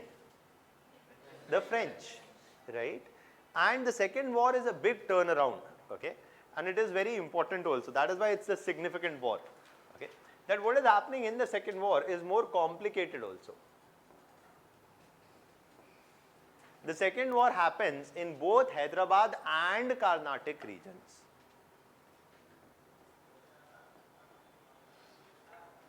The second war begins in Hyderabad in 1748. Why? Because Asif Jahan I dies in 1748. Asif Jahan I dies, I told you 1724 to 1748 is Asif Jahan. Asif Jahan I is a strong ruler. He was a strong, prominent noble, and he was a strong ruler in Hyderabad. After his death in 1748, what will happen? Succession dispute. So, succession dispute emerges in Hyderabad, between his son and his grandson, Nasir Jung and Muzaffar Jung.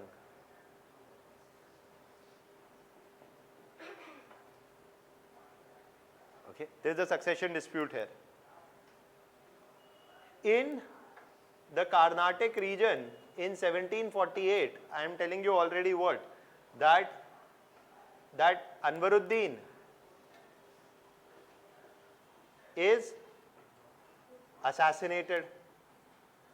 Anwaruddin is assassinated and Chand Sahib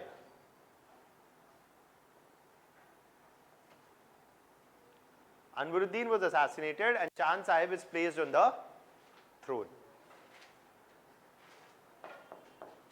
Chand Sahib is placed on the throne of the Carnatic region. Now Chand Sahib is placed on the throne of the Carnatic region, but Wasseypur 2 में क्या होता है? बाप का सबका बदला, right? So Anwaruddin's son is Muhammad Ali.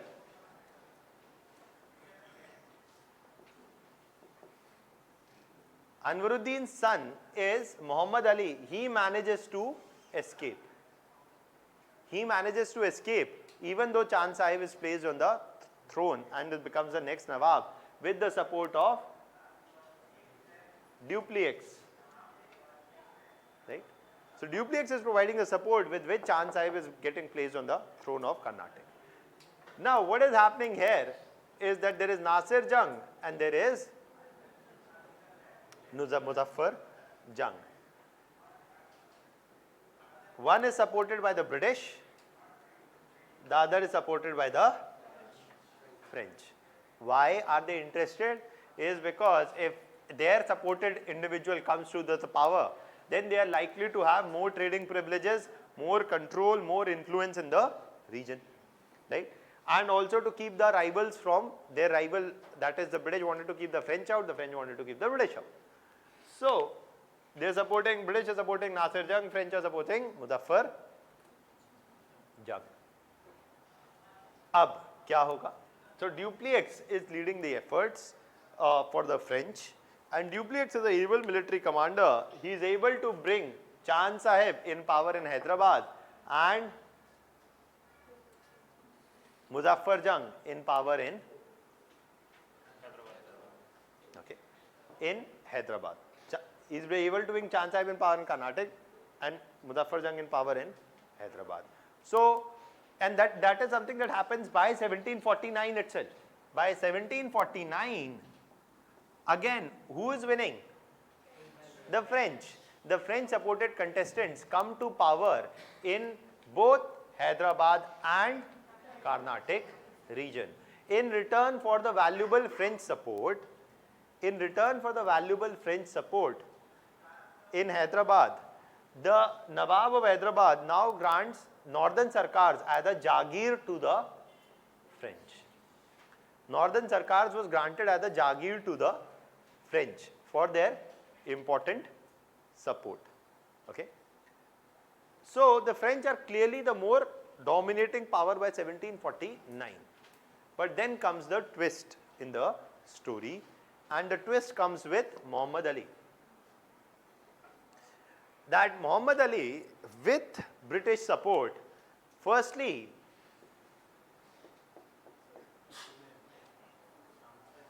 in 1751, Muhammad Ali, with British support, is able to do what? Is able to assassinate Chand Sahib, okay, and captures the throne of Carnatic region. In 1751, this key battle in which Muhammad Ali defeats the French and the forces of Chand Sahib together with British assistance is what? Is the Battle of Arcot, or is the Battle of Arcot, or what is also called as the Siege of Arcot. Arcot is modern day Vellore, right? Yeah, In the sense, yes, Arcot is the major seat of power at this point of time.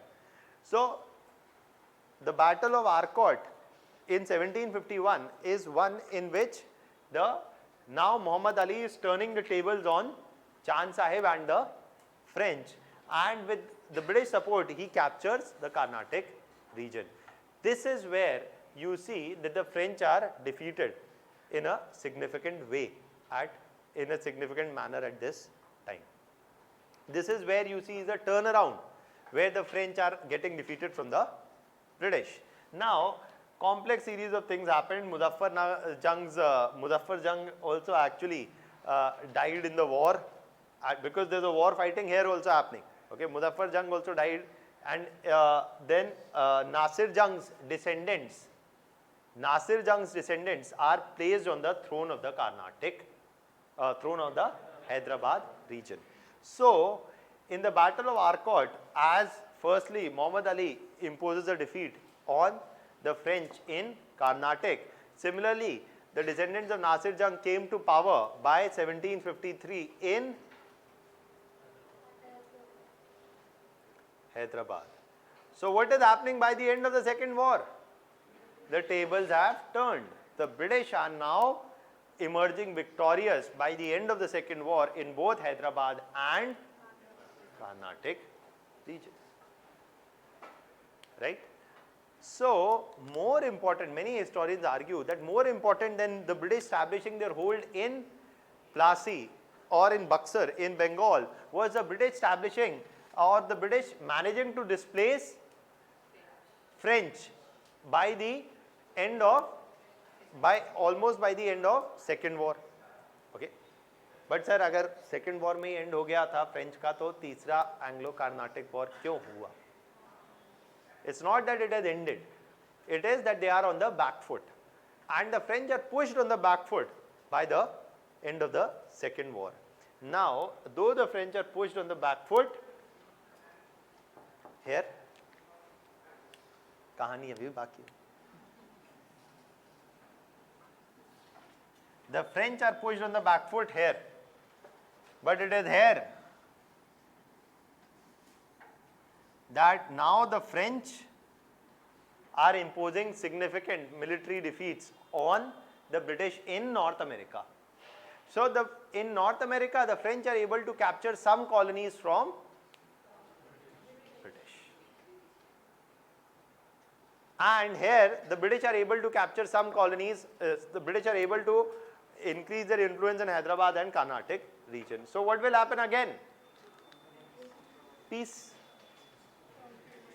Peace has to return again.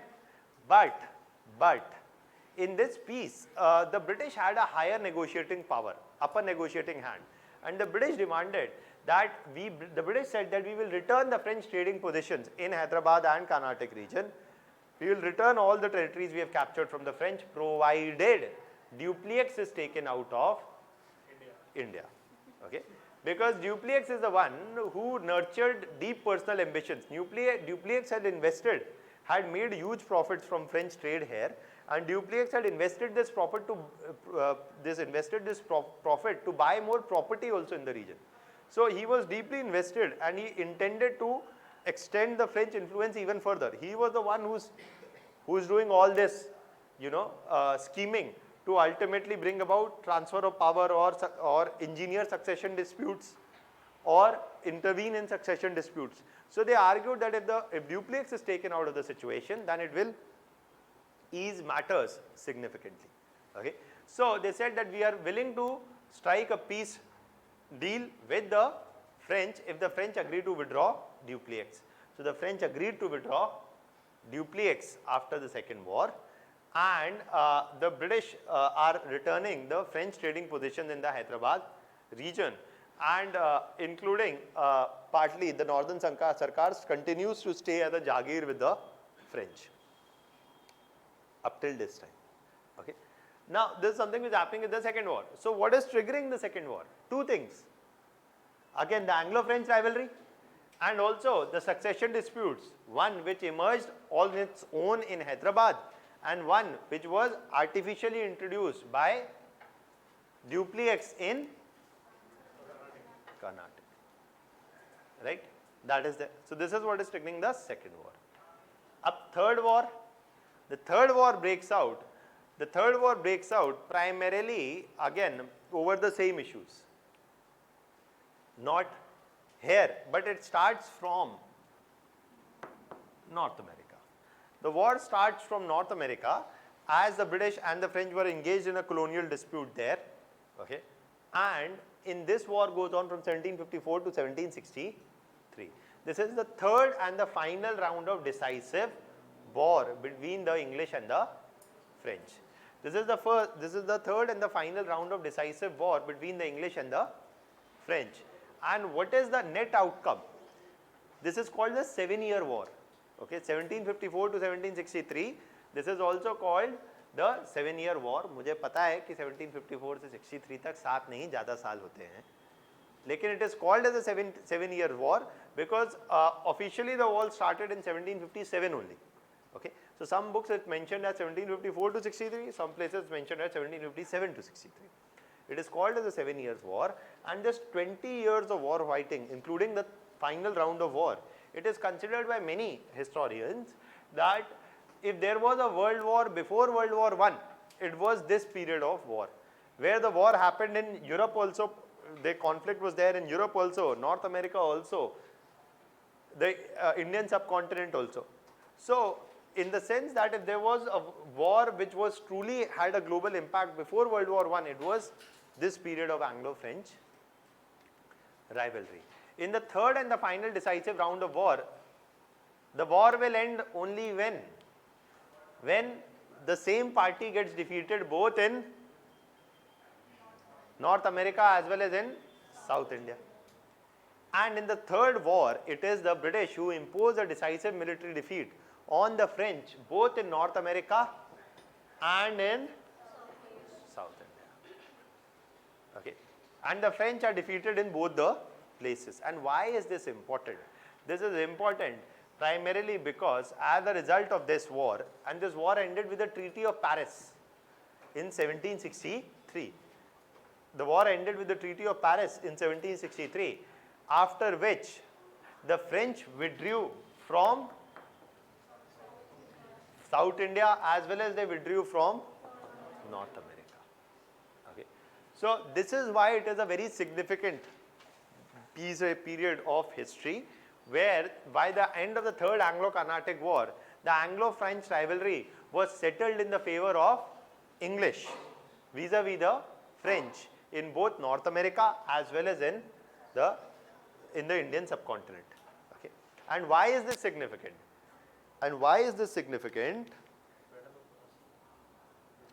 Battle of Plassey se zyada, it is significant primarily because of another reason.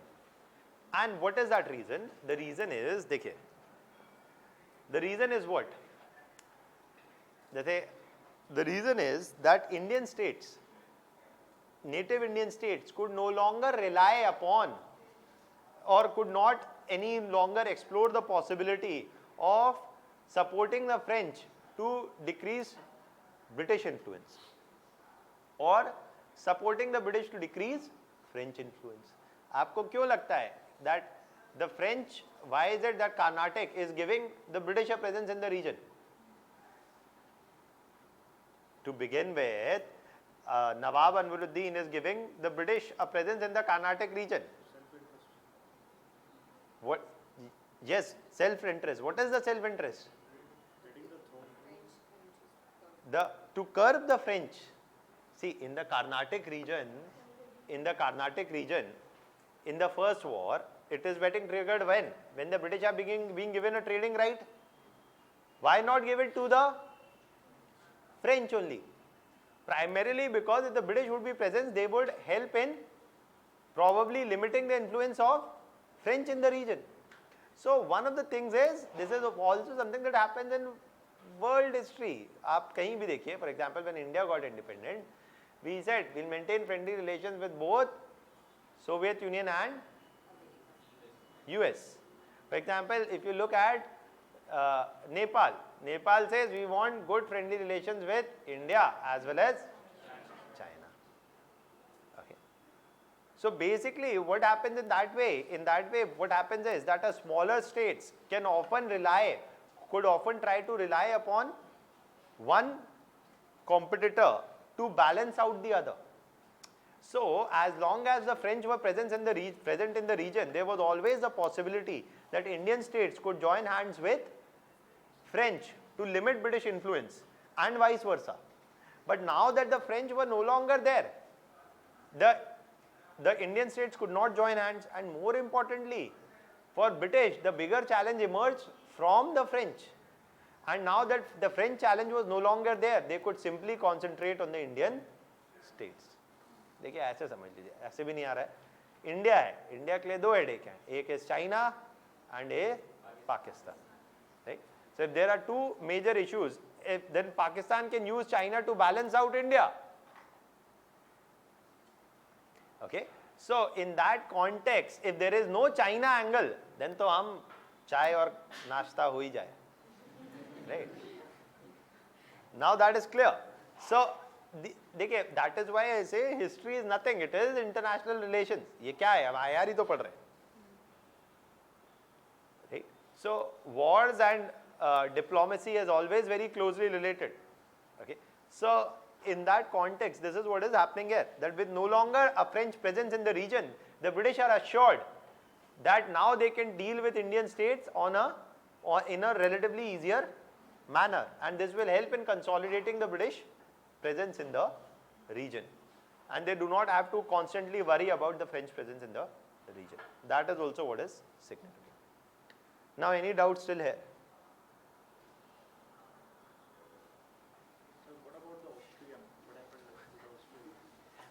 What happened to Austria? Austria, the matter was settled within the Habsburg Empire. The Habsburg Empire continued to rule Austria. The earlier rulers before, for example, when we will discuss world history, we will discuss Austria there. When we will talk about Habsburg Empire, Metternich, that is something which will I explain there. Okay, when we will talk. Did it play any role in this, like Carnatic? Austria is not playing any role. Austria is just becoming one of the other playing grounds where the British and French are intervening. It was just one of the part of the journey of this Anglo.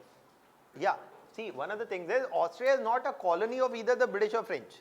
It is an independent power of its own. But the rival claimants to the throne were being supported by British and French. Okay, just like in Hyderabad, right? That you are saying that Nasir Jung and Muzaffar Jung are there. So rival claimants are being supported there also, rival claimants are being supported there also. We are not talking about it because it's not relevant from our examination point. Anything else? आप सब इतने शांत क्यों हैं? इतना शांत रहना अच्छा नहीं है, अभी तो शुरुआत है. देखिए एक चीज आपको अच्छा इंटरेस्टिंग बताता हूँ. How many of you are from engineering background? Okay, let me ask a different question. How many of you are not from engineering or medical background? So, देखिए आपके लिए नहीं है ये जो मैं बोलने वाला हूँ. जिनका पहले हाथ उठाता है उनके लिए. So, see what happens is कि जब हम UPSC की तैयारी करने आते हैं, and this may partly apply to जिन्होंने बाद में भी हाथ उठाया उनके लिए भी, but जिन्होंने पहले उठाया उनके लिए definitely है. That when we come to start preparing for UPSC, तो we come from the same social circle. हम वहाँ थे, हमारे फ्रेंड किसी कंपनी में कहीं जॉब, MBA, कुछ बड़ी चीज़ें कर रहे हैं जीवन में, है ना. But you decide to leave everything and then come here to do even something bigger in life, or that is what you feel. So I'm just joking. So what is important is that when you start preparing, तो आपको लगता है you always have views. जैसे अभी आपका भी कुछ view होगा कि कैसे हम चाइना को सिखा सकते हैं या पाकिस्तान को, राइट, या XYZ किसी भी चीज़ को लेके you will have views, है ना. एंड वो व्यू हाँ या ना यही होगा. ऐसा है तो है, ऐसा नहीं है तो नहीं है. But 1 year down the line आप अपने ही मित्रों के साथ, उनके भी व्यूज़ होंगे जिनको आप छोड़ आए हैं अभी पीछे. 1 साल बाद उनके साथ बैठिएगा, फिर वापस कभी बात करिएगा, तो आपको रियलाइज हो जाएगा कि अब बात नहीं हो सकती. वो इसीलिए that will happen primarily because of this reason. that you will realize that there are many sides to a story, and there are often contesting views which may be held on the same thing, and both may have certain grain of truth. तो ये कि नहीं ये तो हो ही जाएगा, ये हो ही सकता है, यही है सही, इस तरह का view point often UPSC also does not appreciate, because also in terms of either it is policy making or from your answers we always expect कि you should bring out all the sides of the argument, not just say कि हाँ मुझे को ऐसा लगता है तो ऐसा होगा. Okay, that is there. And also you will become more enlightened. देखिए मेरा बड़ा simple सा कहना है, that is why I am saying people who come from engineering background or doctor backgrounds or some commerce background, okay, whatever you have learned in the past 22, 24, 25, 26, 28 years of your life, you will learn more than that in 1 year. इससे क्या पता चलता है आपको कि यहाँ आपको बहुत ज्ञान मिल रहा है? नहीं, इससे आपको ये पता चल रहा है कि पिछले 28 साल आपको कोई ज्ञान नहीं मिला है. Okay, so that is something, because college school में क्या हो रहा था? कुछ नहीं हो रहा था, right? Newton first law of gravity और then v is equal to u plus at, यही चल क्यों हो रहा है, क्या हो रहा है, कुछ नहीं पता, right? So that is what is happening, and so we have managed to create in India a group of people who have no knowledge or and have developed no reasoning capabilities. ये UPSC बच्चा तैयारी करना तो sir answer क्या है? अरे answer लाने के लिए पहले you need to have a bit of analytical ability, और आप बचपन से क्या करते हैं? रट लो, फॉर्मूला लगाओ, आंसर आएगा. आंसर एक ही है, 4 ऑप्शन है, आंसर एक ही है. There is no scope of ambiguity in answers, but in UPSC when you start writing there's all ambiguity, right? There can be 4 answers and 4 different answers to the same question. So you say sir इसमें से सही answer कौन सा है? अरे जीवन में बस एक ही चीज सही नहीं है, not everything is physics, chemistry and maths, right? There's a whole world out of it. So UPSC will teach you also that. So 1 year at least UPSC preparation is always going to be a very enlightening experience. इसको देखिए क्या होता है ना, लोग तैयारी करने आते हैं कि इसको बर्डन की तरह है कि पापा ने भेज दिया, घर वालों ने भेज दिया, या हमने ही ले लिया अपने ऊपर बर्डन एक्सपेक्टेशंस का, right? So one thing is you keep trying your best, that is there, but if you are determined to learn you will return more satisfied from here, irrespective of whatever happens. You hope for the best, you work for the best, and irrespective of whatever happens, you will return as a more enlightened individual. तो जब आपको लोग कभी कुछ बोलेंगे कि हाँ ऐसा होने वाला है, पता है तुझे, तो आप बोलोगे हाँ. So that is something that you can do. Now, तो कुछ तो positive incentive होना चाहिए ना, तो that is there. Now, let's start writing about Hyderabad and the Anglo-Carnatic Wars. Okay, so you can write about Hyderabad and I'll dictate.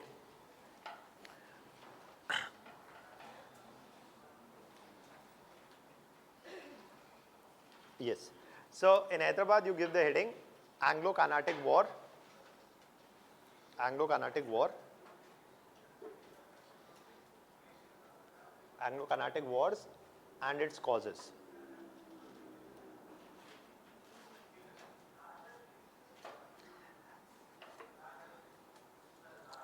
You give the heading, okay, the first Anglo-Carnatic War. First Anglo-Carnatic War.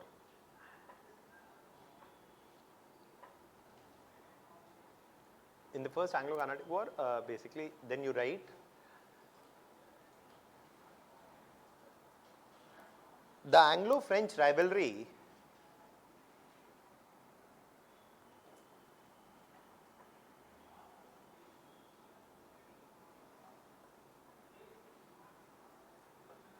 was a key trigger.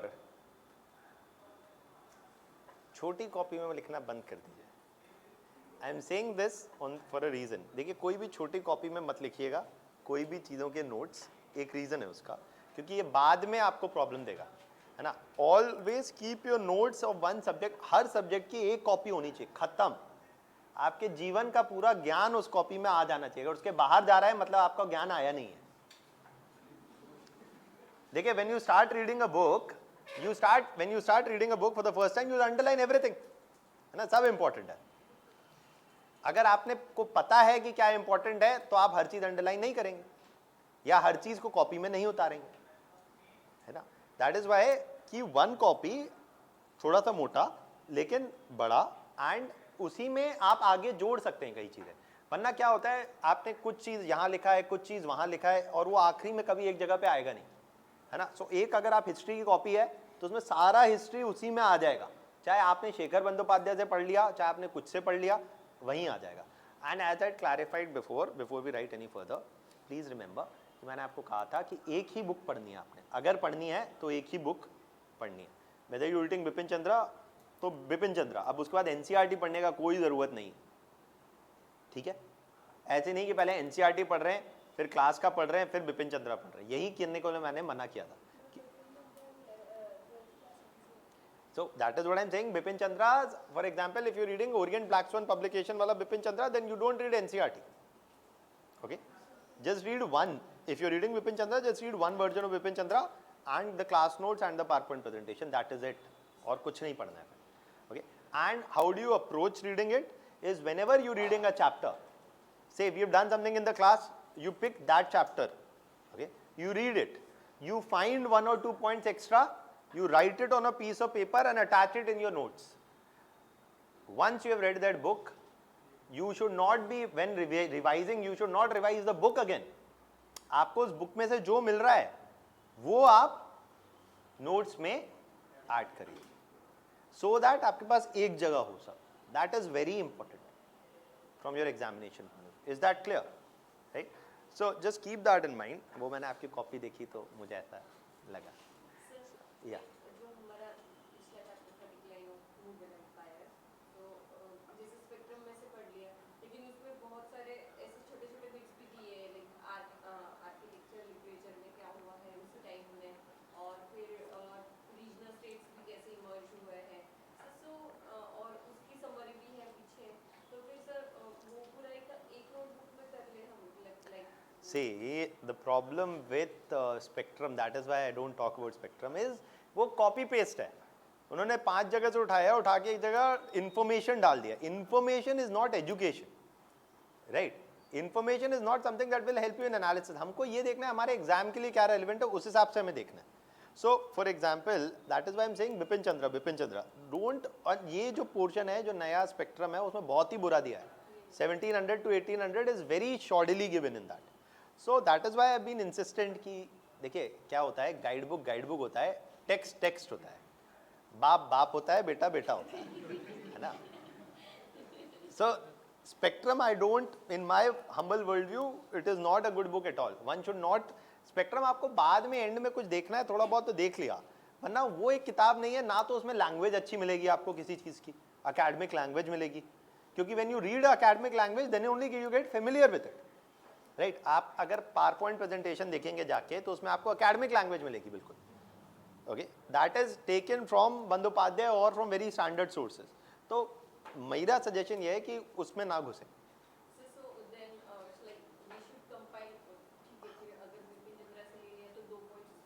हाँ हाँ हाँ, yes, एक ही जगह, yes. It's whatever extra facts required for prelims examination point of view, whatever are the extra facts required from your prelims examination point of view, I'll give them at the end of our discussion in 15-20 pages to you. आपको कहीं उसके लिए sir फोड़ने की जरूरत नहीं है. Don't try to mug up facts and add facts. Add a substantive point if you are getting. It must be a substantive point. ये नहीं कि ये पेंटिंग आज बनी थी ये ऐड कर रहे हैं आप नोट्स में, इसका कोई रेलेवेंस नहीं है. ऐसा क्वेश्चन पूछे ही नहीं जाते, ठीक है. सो आपको जो ऐड करना है, कोई सब्सटैंटिव पॉइंट मिल रहा है, that is what you have to add. Clear?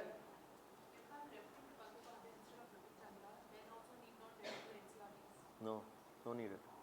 If you are reading Bandopadhyay then तो कोई जरूरत ही नहीं, सबसे अच्छी किताब है अभी के टाइम में.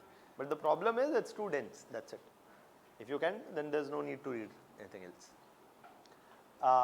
Now you write. Okay, so we were writing The Anglo, the Anglo-French rivalry was a key trigger for the outbreak of hostilities in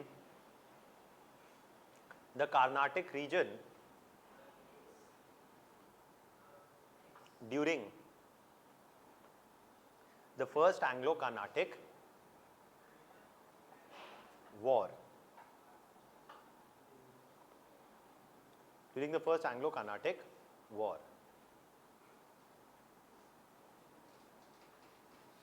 Next point within the same.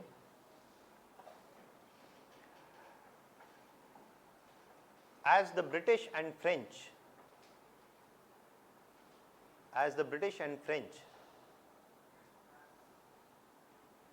supported, as the British and the French supported the rival claimants, as the British and the French supported rival claimants to the throne of Habsburg Empire, HAPSBURG,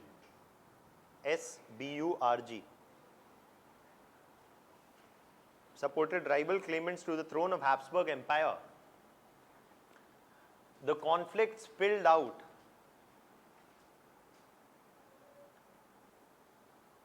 in the subcontinent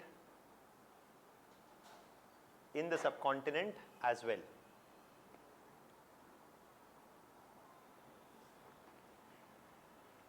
The conflict spilled out in the subcontinent as well. Okay. The conflict spilled out in the subcontinent as well.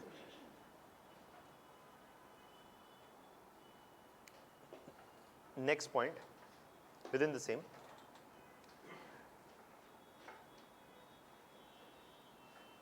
As the Nawab of Carnatic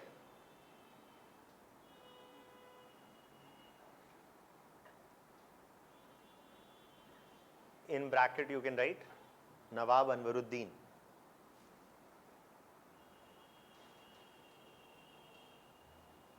Nawab Anwaruddin, bracket close. As the Nawab of Carnatic granted British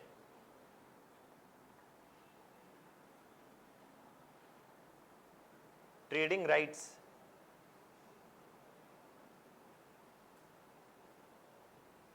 in the region, the French, who already enjoyed a dominant position in Hyderabad under Dupleix, Dupliex. The French, who already enjoyed a dominant position in Hyderabad under Dupleix, were determined to keep the French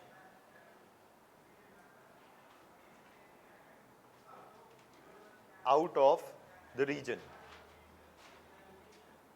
The British were determined to keep the French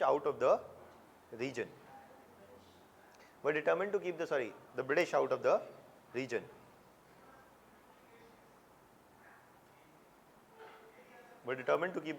the region.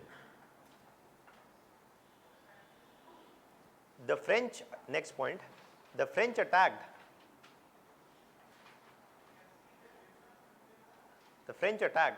the British trading positions. The French attacked the British trading positions in Carnatic region the British approached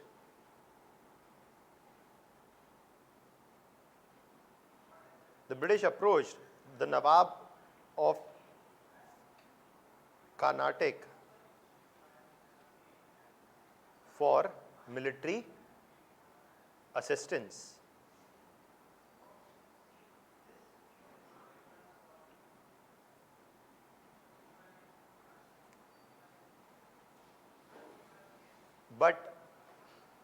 But in the war,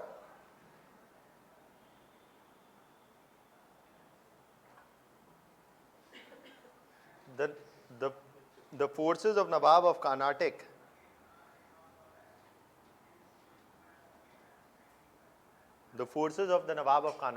were eventually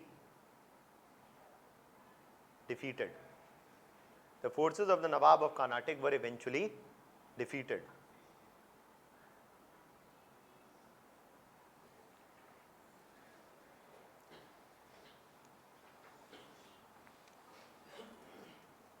So, and at the very start, just right, this is from 1740 to 1748 at the start, where we written the first Anglo-Carnatic War at the top, just right, that it is from 1740 to 1748. Right? The next point within the same is,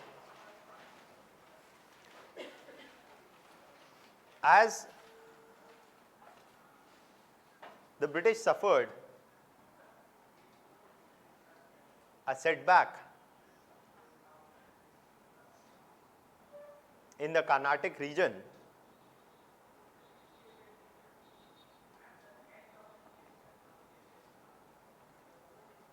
the French suffered setbacks in North America, following which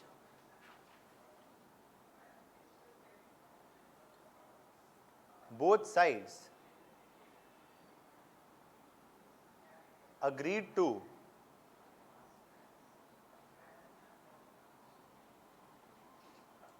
return each other's colonial possessions,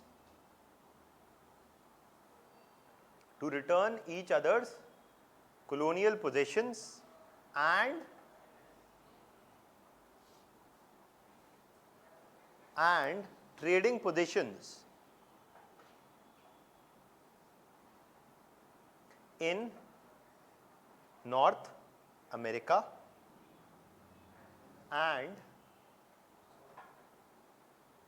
and South India. Or actually a precise term is Indian subcontinent. Why do we actually try to say this is subcontinent? Because there is no India technically here.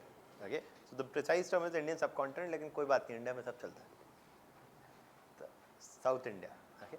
So this was the Treaty of 1748. This was the Treaty of 1748 or Aix-la-Chapelle, whatever you want to call. AIX -LA-CHAPELLE. Okay.